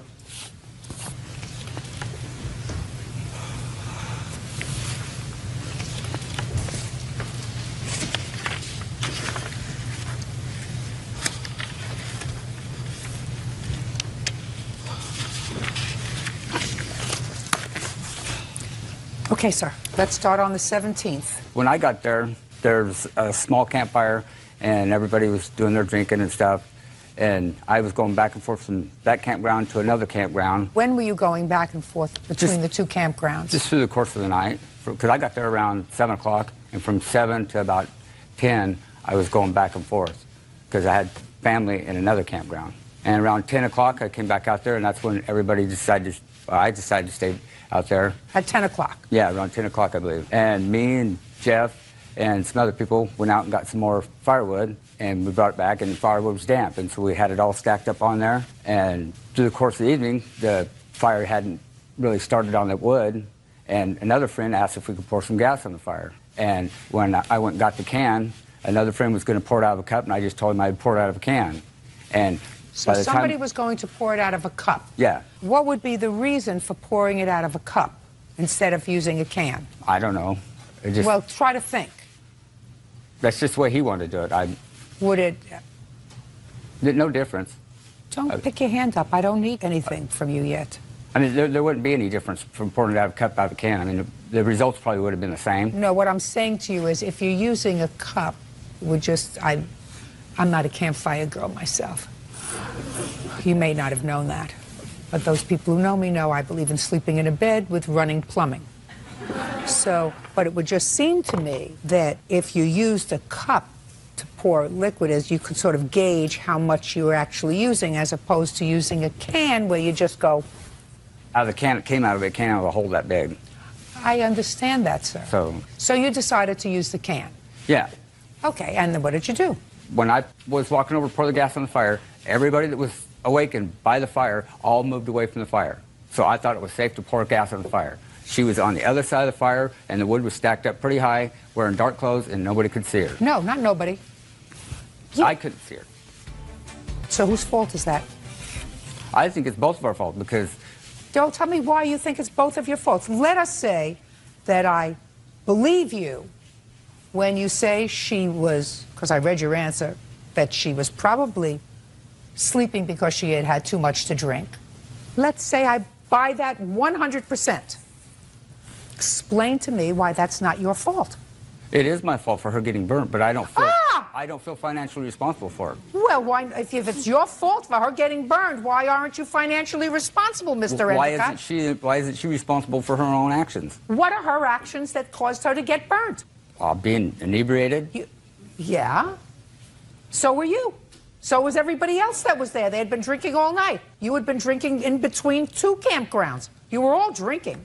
How does the fact that she was drinking, sleeping, make it her fault?